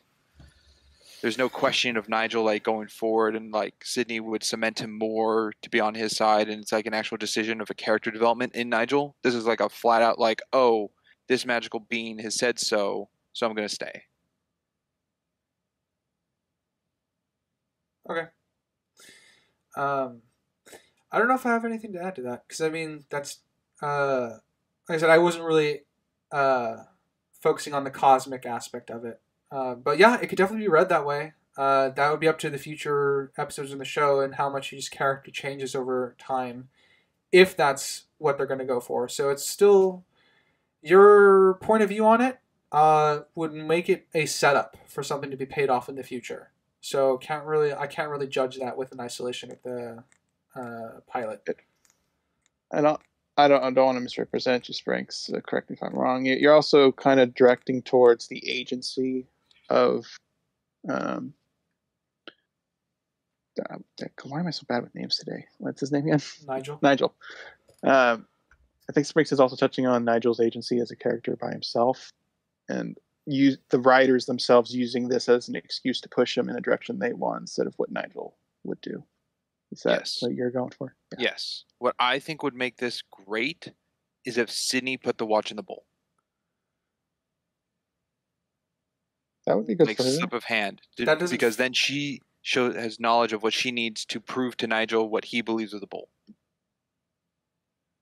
Well, you're going with like the liquid luck approach with Ron Yeah. and Harry, but it would change the scene though. It would be completely different. That would make Sydney more sinister. I get you don't like her as a protagonist already. That would make her more manipulative. If she did that. You'd see it as a sinister approach. No, that would just see make it her as a more trust thing. manipulative. If she's the one that slipped, you said specifically she slipped it into the bowl, meaning that he didn't see her do it. That's manipulative on her part. Like it or not, Harry Potter manipulated Ron into thinking he drank liquid luck. That's still manipulation. Yes. I don't know if I would like to manipulation. attach manipulation onto Sydney's character. Okay, I think- I'd see it as a form of also trust, that she trusts Nigel's character to be with her. And this is a push on her for keeping Nigel with her. Now, in your scenario, if she had held the bowl out to him and then made it obvious that she dropped the watch in between them, so he saw her drop the watch in the bowl, then I would see that as a gesture of trust. So I would find that very weak. No, that would be much stronger, because at that point you're showing Sydney's trust, and you're also showing that it dropping into the bowl would still be symbolically what he needs. You're covering both aspects on that front. I also think showing it to him takes away the impact of it, though. I don't know. I feel like both approaches have pretty big weaknesses to them. Yeah. Sorry. Because if we went the manipulation route, I think that does add a negative trait to her, even with Sprinx's positive attributes connected to it. Her trying to control his future, and then we're assuming she gives a similar speech to what she provided with the manipulation version. That's kind of her skewing his life in the direction she wants it to be instead of what's best for him. Yeah, I think that falls into to add on. I think that falls into more of the cosmic aspect issue that you potentially take with it as Nigel's agency as a character. I think that removes Nigel's agency still with that. Whereas in, I guess, the other one, it would be his choice at that point to take the step. So sorry, Crimson. You want to critique mine? Please do. Well, yeah, it was pretty much what I said at the beginning of the point of it just weakens the interaction, I think, that we have currently and what the manipulation one would have. Because I do think there'd be some good interaction with the manipulation route, but I do think it would change Sydney's character from what we know her as from this pilot. I think all three of these scenarios, there's a weak link in each one. Yeah. Agreed. With we have in the show, the weakest link to use Crimson is Nigel's lack of agency. That's how I was reading part of what Sprinx's thing was. I didn't have much of an issue with what we got. I was trying to help bridge the gap you guys were having there. Yeah, I'm still trying to bridge. And the gap. Sprinx was having the bigger power in play as well aspect. Yeah. So, Sprinx, is that the issue then for you? In what we actually have of the watch actually being out of the magic of the bowl? Yeah. You view that as Nigel's lack of agency. Okay. Yeah, I can see that as a read. All right. Shoot. I had a point, and it was a good one. Darn it. Oh, well. Sorry, we went down a rabbit hole with that one. Oh, well. Hopefully it'll come back to me. I think Chen was so easily swayed to not take the bowl. Yeah. We don't get much of Chan, but I can agree. I mean, it was too fast. He was pretty desperate to fly over here based off of pretty much nothing. And he believed a magical bowl that can give you unlimited fortune seems like a desperate thing for someone. So him just giving up like that, sure. to confront his father. The only character trait that doesn't make it fully out of character for me is the fact that he's clearly very impulsive. I don't think that's enough to salvage what you guys are, talking about. So I still have an issue with it. He does accept like his circumstances a little too fast for my taste. I don't know if I would call it out of character, but I would definitely say it definitely damages it a little bit. At least the impact of the scene. Is Chen someone we should add to our remove character list? Could it have just been what's his face? Could have been a bigger bad situation if it was just Stewie's employer that we never got to see. That's what it was. Yeah, I was like, if it was just Stewie, we just cut Chan out. Stewie could be his own agent wanting this. It doesn't have to work for anybody. Yeah, but I think if we do that, you're changing more than just like a couple lines of dialogue. I would say Chan definitely approaches removable character list. I'm not sure I'm on that page yet, though. What does he add to the story, or characters really? The question is, does he come back? Well, we don't know. We don't know. But off this pilot, I'd say he's removable off this pilot. Yeah.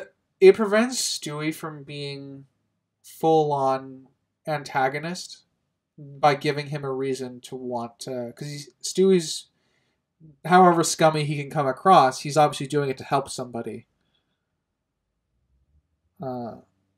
So we have to fix. It could be the that. unnamed employer approach too. Yeah, but in this case, it's giving him because if it's an employer approach and that employer remains anonymous, right? We don't know fully that employer's. I was going to say morality, but that's not the right word. Their outlook, I guess, or their perspective. Whereas with Stewie helping Chan out specifically, we know he's just trying to help Chan out of a bad situation. Which gives that character trait a little bit more lightness to it. That he's trying to do something good, even if he's being paid for it. Well, how much of it was him actually wanting to help Chan, and him just using Chan's money to get the bowl? It could be mutual interest. But that changes still if he was helping out an antagonist. Like if we're going the more full antagonist route, I'm down to do that, but I think we'll be losing part of Stewie's character, at least a little bit. It can be mended over. Turn him into a full antagonist. Well, why would be removing Chan make him more of an antagonist? No, well, you implied that he would be. So my bad if I read that wrong. Not my intention. Okay. Just removing Chan, does that really change much of anything? It would make it would make his job more self-centered. And if we were to give Chan just a quote unquote random employer without on the phone, that's all we have is just a random employer. It adds a lot more mystery to it, so we know it's not specifically him trying to help somebody necessarily. Like I said, it's close. I wouldn't mind removing Chan, but we'd be editing, I think, a little more than we typically ascribe to characters we normally remove. It's your turn to jump in on this. I think it could be removed, and the only thing that would be different would be this ending bit, because then Stewie isn't chasing after someone to ignore the bowl with. Yeah. To me, that would be kind of the biggest thing, but I think it would play more mystery into a bigger bad of the season, or just a good question of who is Stewie's employer, what do they have on Stewie, why is Stewie working on him, just more mystery to Stewie's character if he is a recurring character, which I'm going to guess that he is by how much history he has with Sydney. I think it would just play more strengths into that for the show itself. So I think he is removable. That is only with episode 1. He could be also a recurring character. It could strengthen and be a bigger thing later on.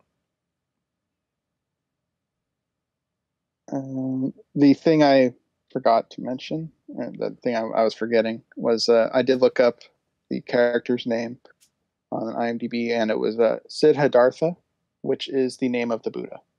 So he okay, so he is supposed to be the Buddha. Yeah. And Explains the immortality. I'm assuming you have a Confirmed. comment on the character removals, Crimson. Yeah, since I pitched it, I do believe he is removable. I do think the biggest impact Chan has as a character is the bowl part, but that could have just gone to Stewie instead, and nothing happens. Then he leaves without the bowl. I don't know. What's been our consistent It rule would for have that? to be tweaked. Yeah, because like I said, we'd be tweaking a little bit more than just what we normally do. So like I said, it's close for me, but I don't know if I'm there on the character removal. Because it most affects Stewie, right? Shane doesn't really have anything on Nigel or Yeah, Sydney for or me, it would affect Stewie the most, the removal of Chen.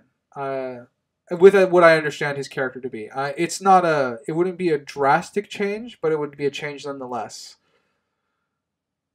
I thought the biggest impact of removing him from the bowl would actually be for Nigel, not for Stewie, because them all witnessing that the bowl and what it does was more important to Nigel than I think with Stewie, which both helps the watch bit later, I think.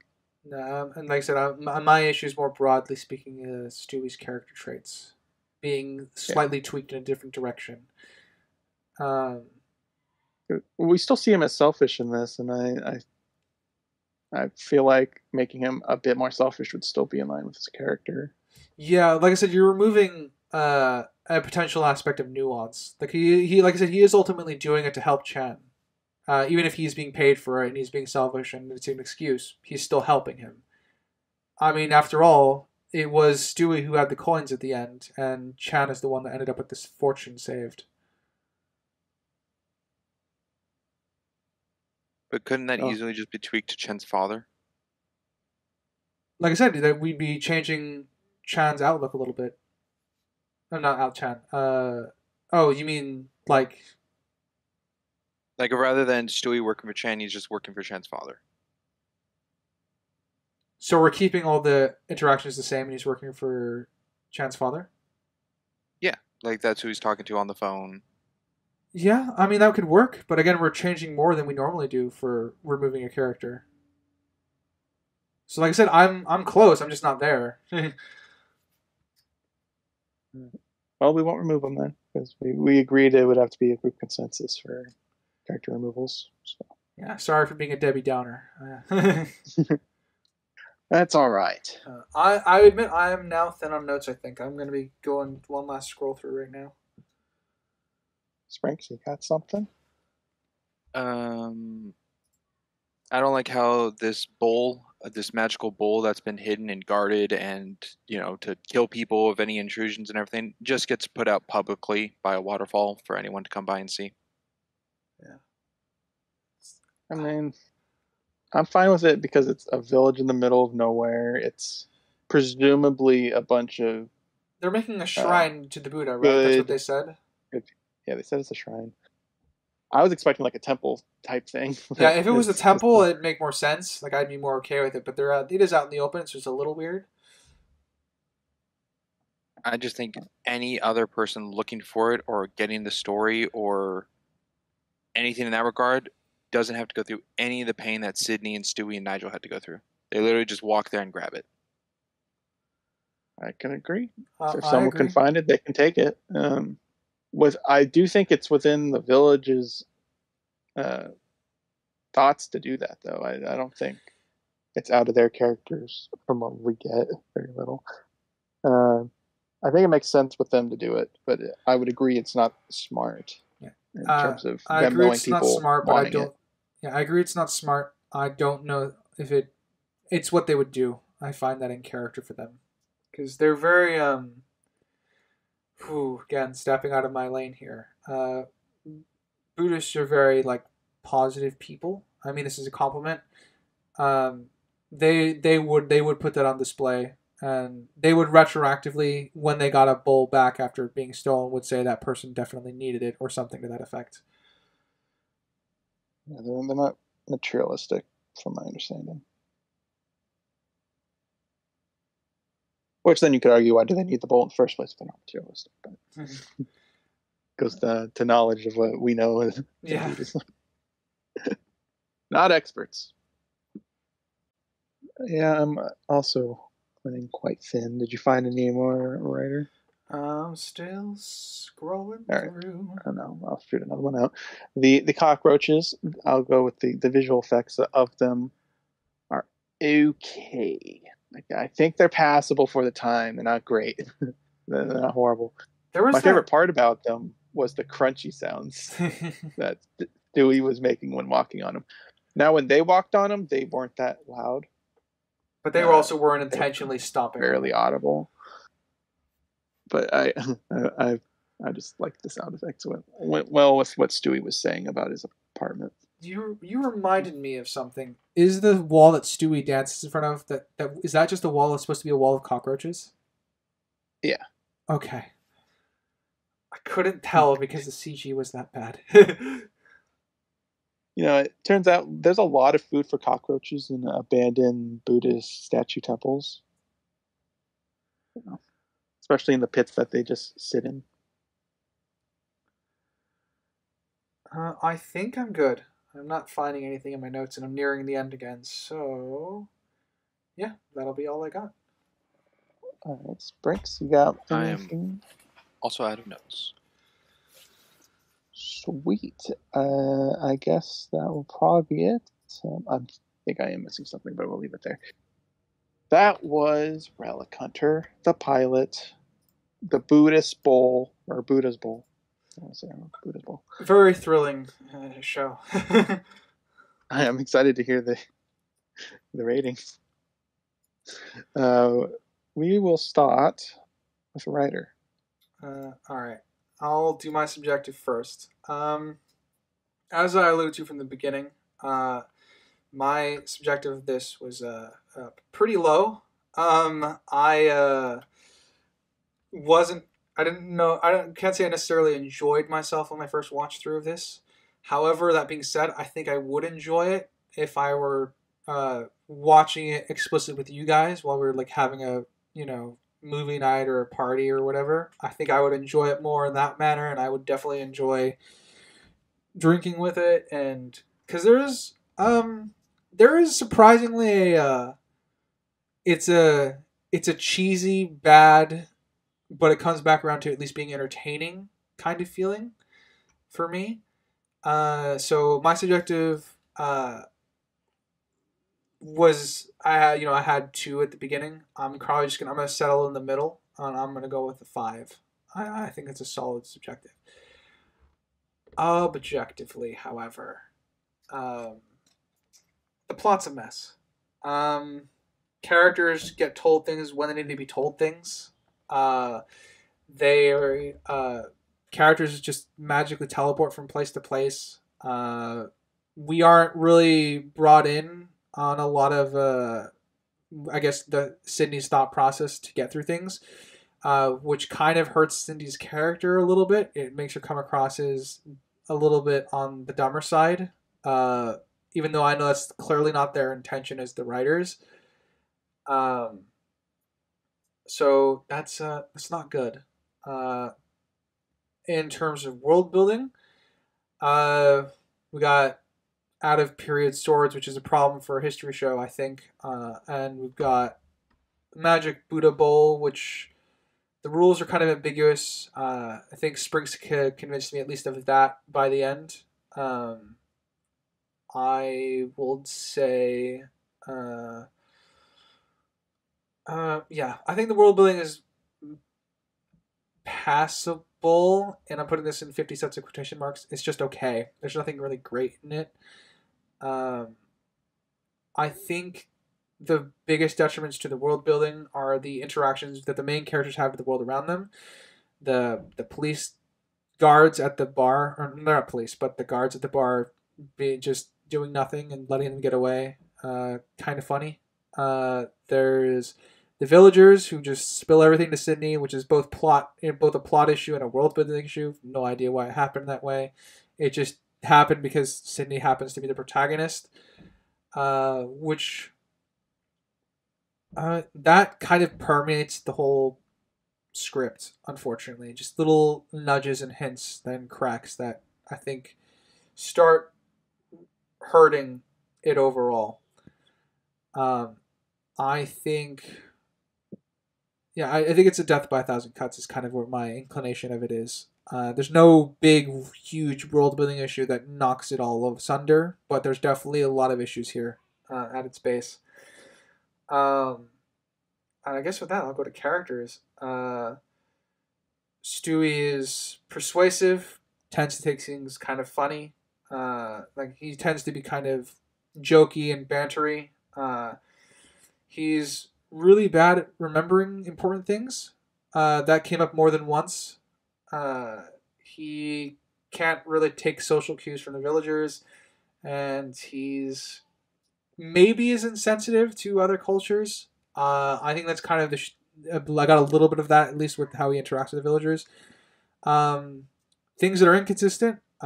He would know better if this is his job. He would have definitely picked up on a few things. So him having the fish out of water trait doesn't really fit him. It definitely it fits Nigel more than it fits Stewie. I think Stewie is maybe an entertaining character. Can't say I really like him all that much. I think there's a lot of those inconsistencies that we pointed out really damage the character. I don't really have much to say on Claudia because Claudia was talked about more than showed off, other than that she regrets spending all the money on online shopping, which, I guess is relatable. Chen, I don't really have many character traits for him, other than he's trying to fix his failing business and feels horrible for having to lie to his father. He doesn't really need to be any more than that. But as I said, he's, I think, here more for Stewie's benefit as a character than anything else.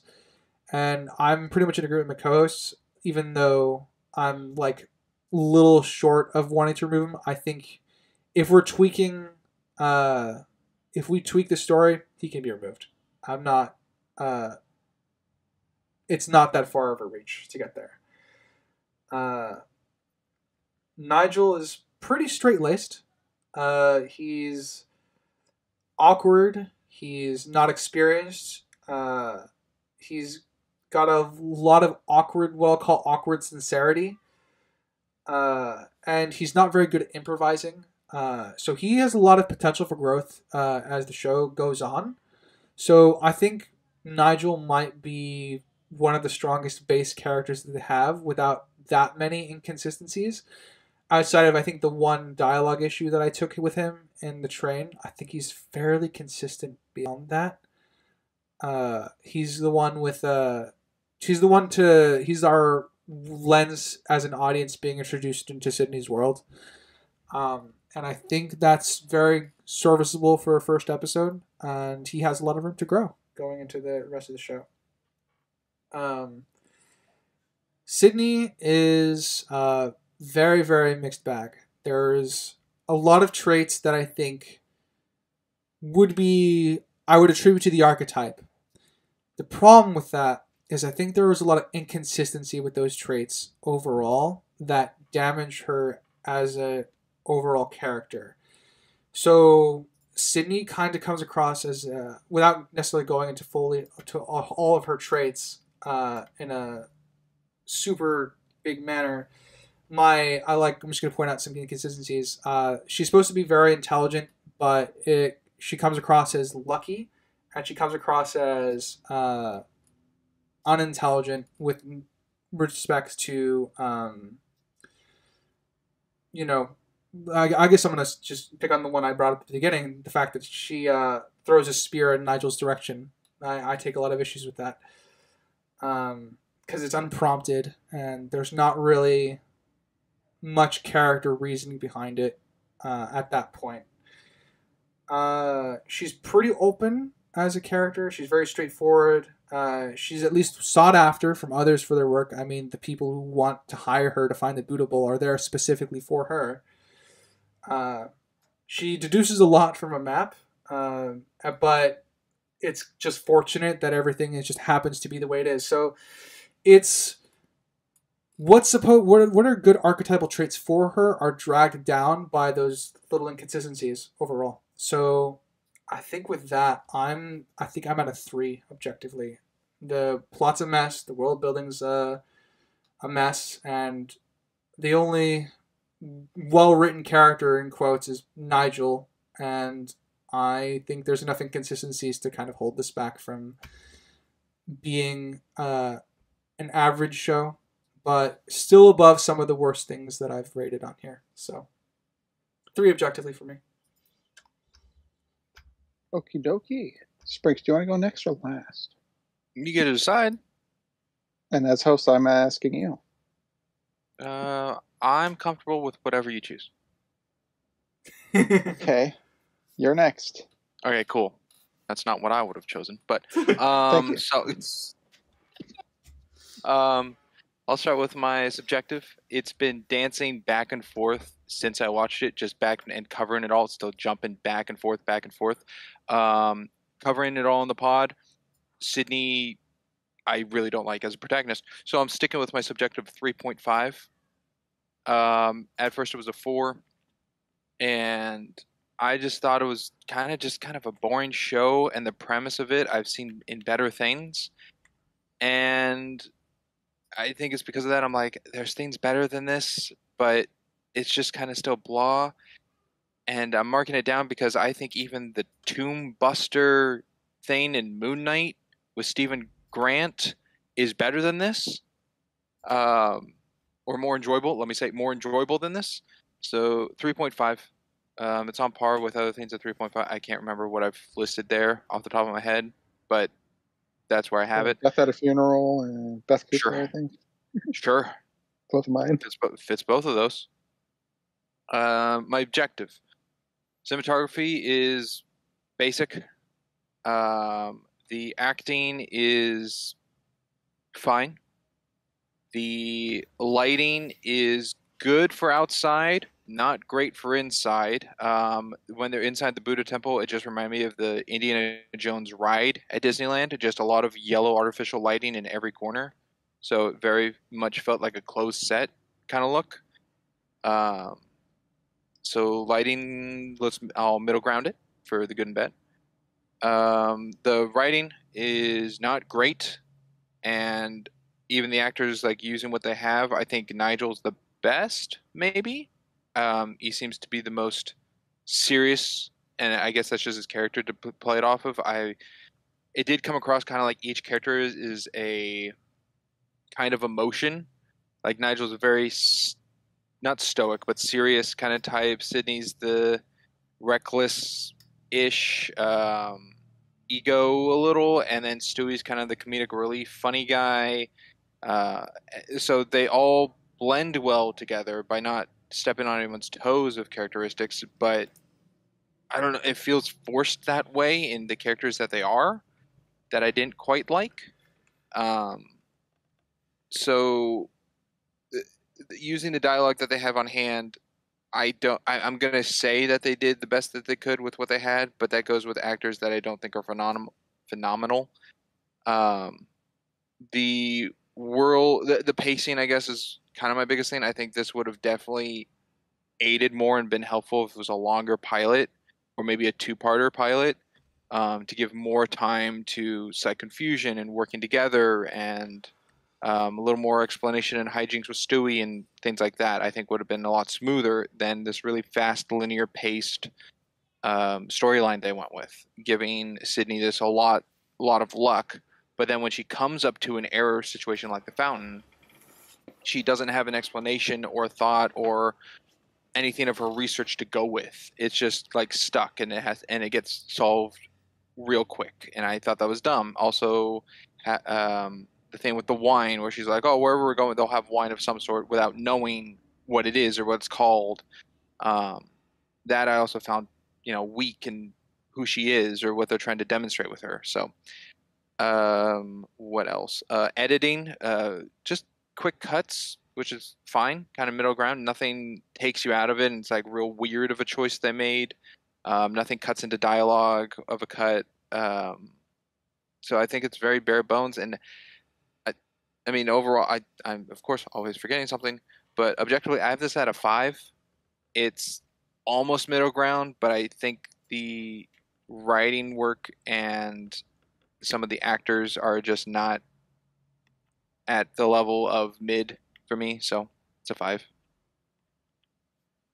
Do you see this as better than Tomb Raider?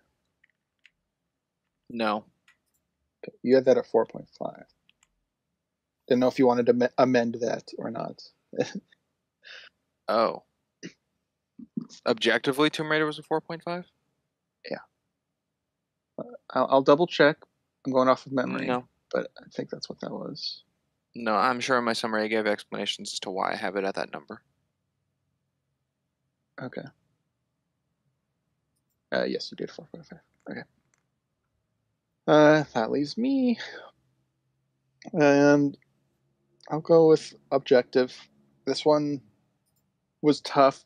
I was bouncing between two numbers, and I still kind of am.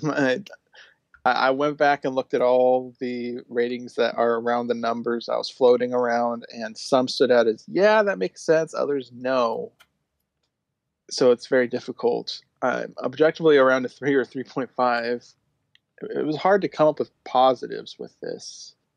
And even with the three of us, not many were brought up in terms of positivity. But there's some good stuff. I'll say 3.5. I don't know. Maybe you guys will pick on that in the recap. We'll see. 3.5 objectively. Positives, I think the camera is average. So it's not bad. So that's in the good department. The acting overall is fine, excluding the water bit was horrible. That was not good acting. Anything else in terms of positives? I do think the interactions with Stewie and Sydney within the temple was good. I think that was solid character stuff. Within the tone of this show, I think if you put that in other stuff, it wouldn't really do very well. But within this show, or this pilot, I think it works well. The messaging with the bowl, I would say the messaging with the bowl. I like it. I like that they. I'm saying like it's subjective. I think they did a good job with the bowl. We talked heavily about the final part with the watch, and I agree the dialogue is a little clunky, but it still delivers the point of the bowl in a way that I think is a passing grade. Now let's get to the negatives. I think the visual effects are average to bad, many more towards the bad. The cockroaches were okay, but the statue looked horrible. We didn't get much visual effects outside those two. That's probably for the better. I think characters like Stewie and why is his name so hard Nigel. for me? Nigel Wyndham. Yeah. So those two are interesting because I think they're both better than the lead. I agree with Sprinks that Sydney, at least in this pilot, is not a great protagonist to me. And not in terms of her morality being good or bad, just enjoyment level. It's not fun to watch in this. The fact that they try to play her off as smart and pretty much everything she comes across is luck based just really piles on to the annoyance of her as a character. And that just the luck involved in this is really damaging to the world building. Every single puzzle, every single location they needed to go, we had to discuss how convenient certain things were. We talked about the stupid shirt thing. There's a lot of paper cuts on every aspect. I think every scene we had a negative attribute to, and that's not a good ratio. So the 3.5, and I'll leave that. Subjectively, this is a 5.5. It's something I could see getting into in more episodes and maybe I'll start liking Sydney more. But it's something I can definitely see building across a watch, and this is probably not the best episode out there. So it's something I'd be willing to try again, but it's it's There's some enjoyment with the absurdity, but there's also annoyance involved. So 5.5. Anything else before Ryder closes us out? I'm excited to see what your third pick this season will be. From something from 89, 99. Will it be 2009? Who knows? I got nothing, know. so I won't answer. I got nothing, so I can read us out if you want, gentlemen. Yeah. All right. Well, audience, thank you for listening, whether it be Spotify, Anchor, Amazon, Castbox, Pocket Casts, and Samsung, and iHeartRadio, and Google Podcasts. And if you happen to be on our visual side of things, be it YouTube or Rumble, please feel free to like, comment, and subscribe everywhere. Tell us how much you hate our opinions or how much you love them. As always, I have been a Geeky Writer. I'm Chris the Maroon. And I'm Springs. And we will catch you next time. Later, everybody. Bye. Toodaloo.